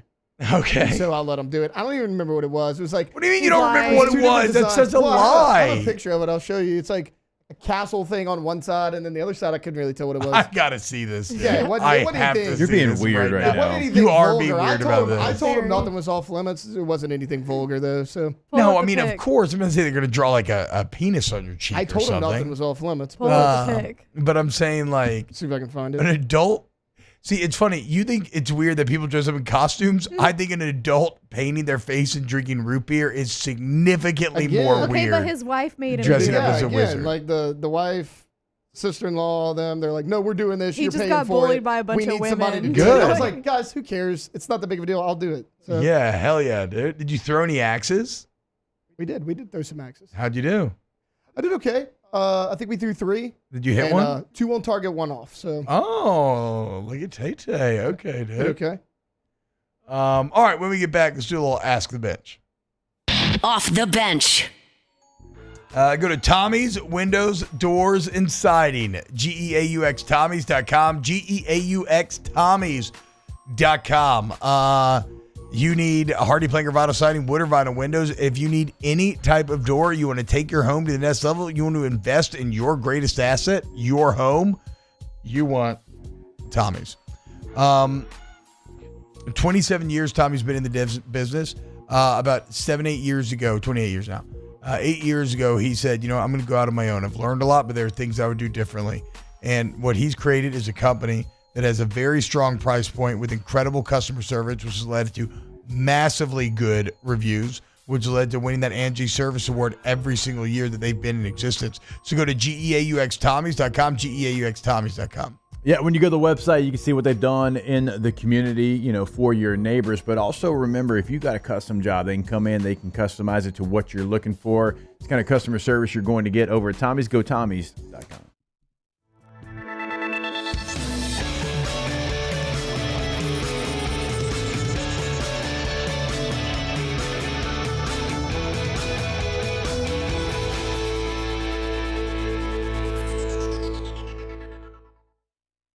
Looking for the ultimate game day experience? Come to the Queen Casino in Baton Rouge. Wall-to-wall TVs mean you'll see every touchdown in HD. Place your bets and feel the thrill of every play with our DraftKings Sportsbook. The Queen Casino, where every moment is a win.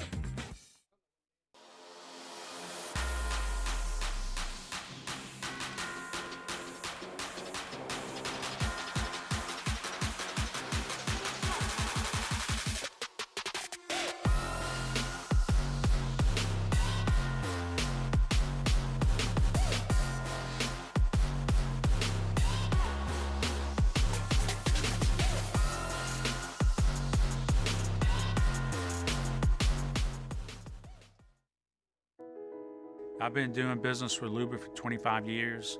They're dependable, trustworthy. It's just the attention to detail with our clients.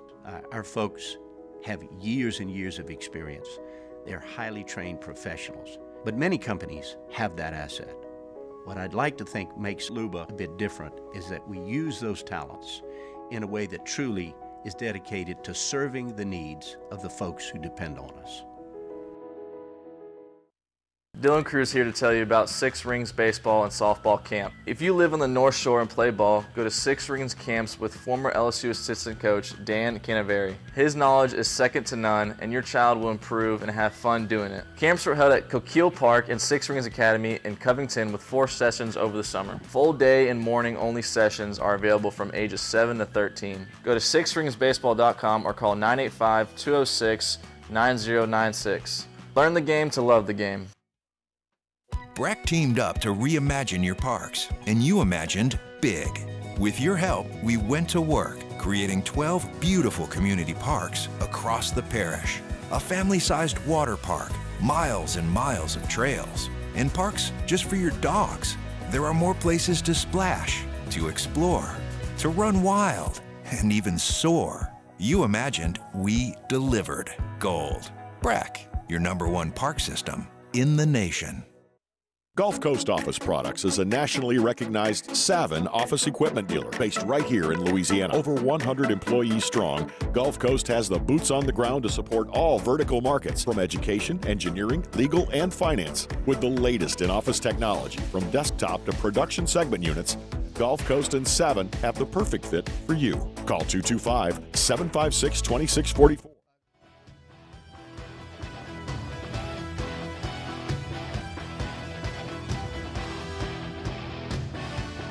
Back to sports talk. Maybe. Off the bench. Yo, what's going on, guys? Welcome back to OTB. Ask a bit running about Cold Curse Light. Visit our Teltzer Blue Moon Light Sky Citrus Suite.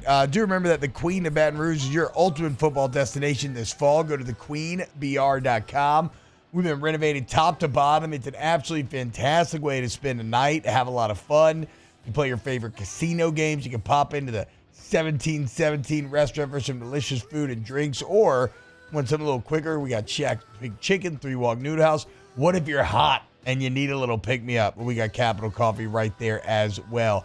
Cash in, cash out, you win the green at the Queen. Go to thequeenbr.com today. All right, ask the bench. Let's see what we got. Why did Greg Penn not play versus Vandy? He played, right? Yeah, he played. I mean, he played 19 of the 47 snaps. Yeah, they Wes Weeks rotated him. Wes Weeks, who potentially was going to redshirt if they didn't need him, but he did play 20 plays here in this game of the 47, and so they did in fact turn to him, and he actually played pretty well. Devon Keys played 46 plays. Yeah, I was going to say that he played a lot. They've been developing Keys more and more as the years gone on. He had one of the funniest pass rushes of the entire game, where he had a stunt with Swinson, and yeah, he was trying to pick for Swinson, or sorry, no, it was with Savion Jones, I believe. Oh, okay. To come underneath. Yeah. And somebody sent it to me, T-Bob, and they're like, can you explain this to me? I'm like, well, it's a stunt. He's a stunt, but he had a complete free run. That's I mean, a you freshman. can't go off script. You know, like ideally there, you kind of notice it's maybe a time to go off script. He has a complete wide open path to Pavia, and he hits like a cartoonish 90-degree turn away to pick him. Hey, they still got there though. Yeah. They still actually made contact on the play. Yeah, that was I'm so a freshman. funny, dude. It says I got to do this. I'm going to do it. Oh, my God. I mean, he puts his right foot in the ground and goes and picks the right tackle. He cuts away from Pavia wide open. That was so funny. It was so funny. Somebody's like, can you explain this to my non-football mind, please? Ask the bench. Date night with the wife. Where are you taking her on the town? I want to go back What's to. a I'm date? going to Zorba's in a minute. I want to go to Zorba's. I would love to go to a date anywhere.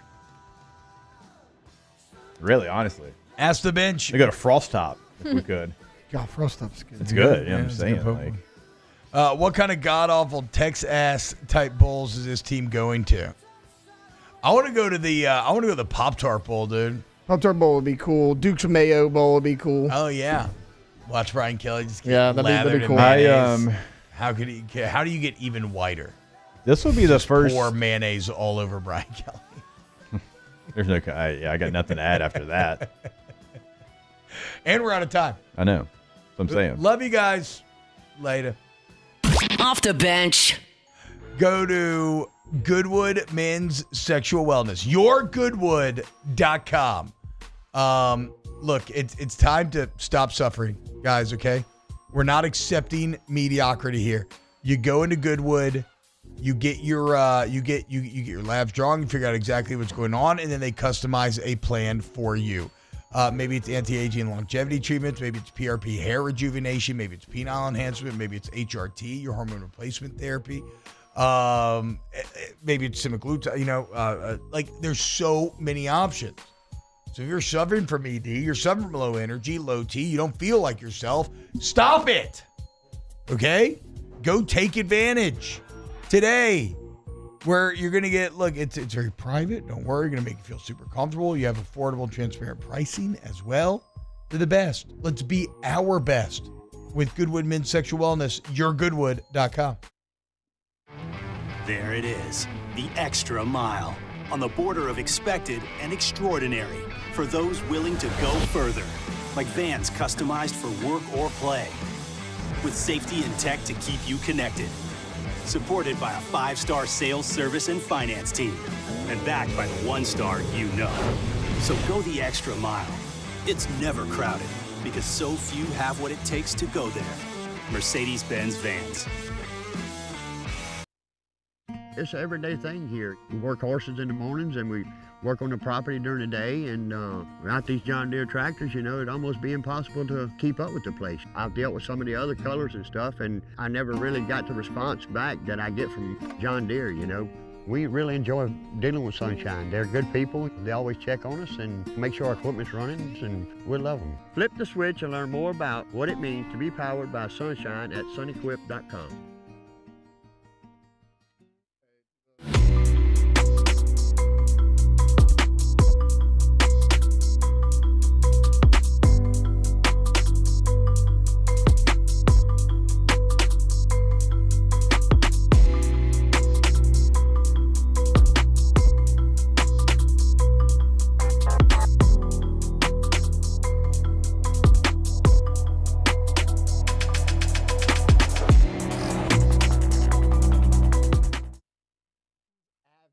Jerry and Benny Payne began Central Plumbing Company out of their driveway in Tanglewood subdivision.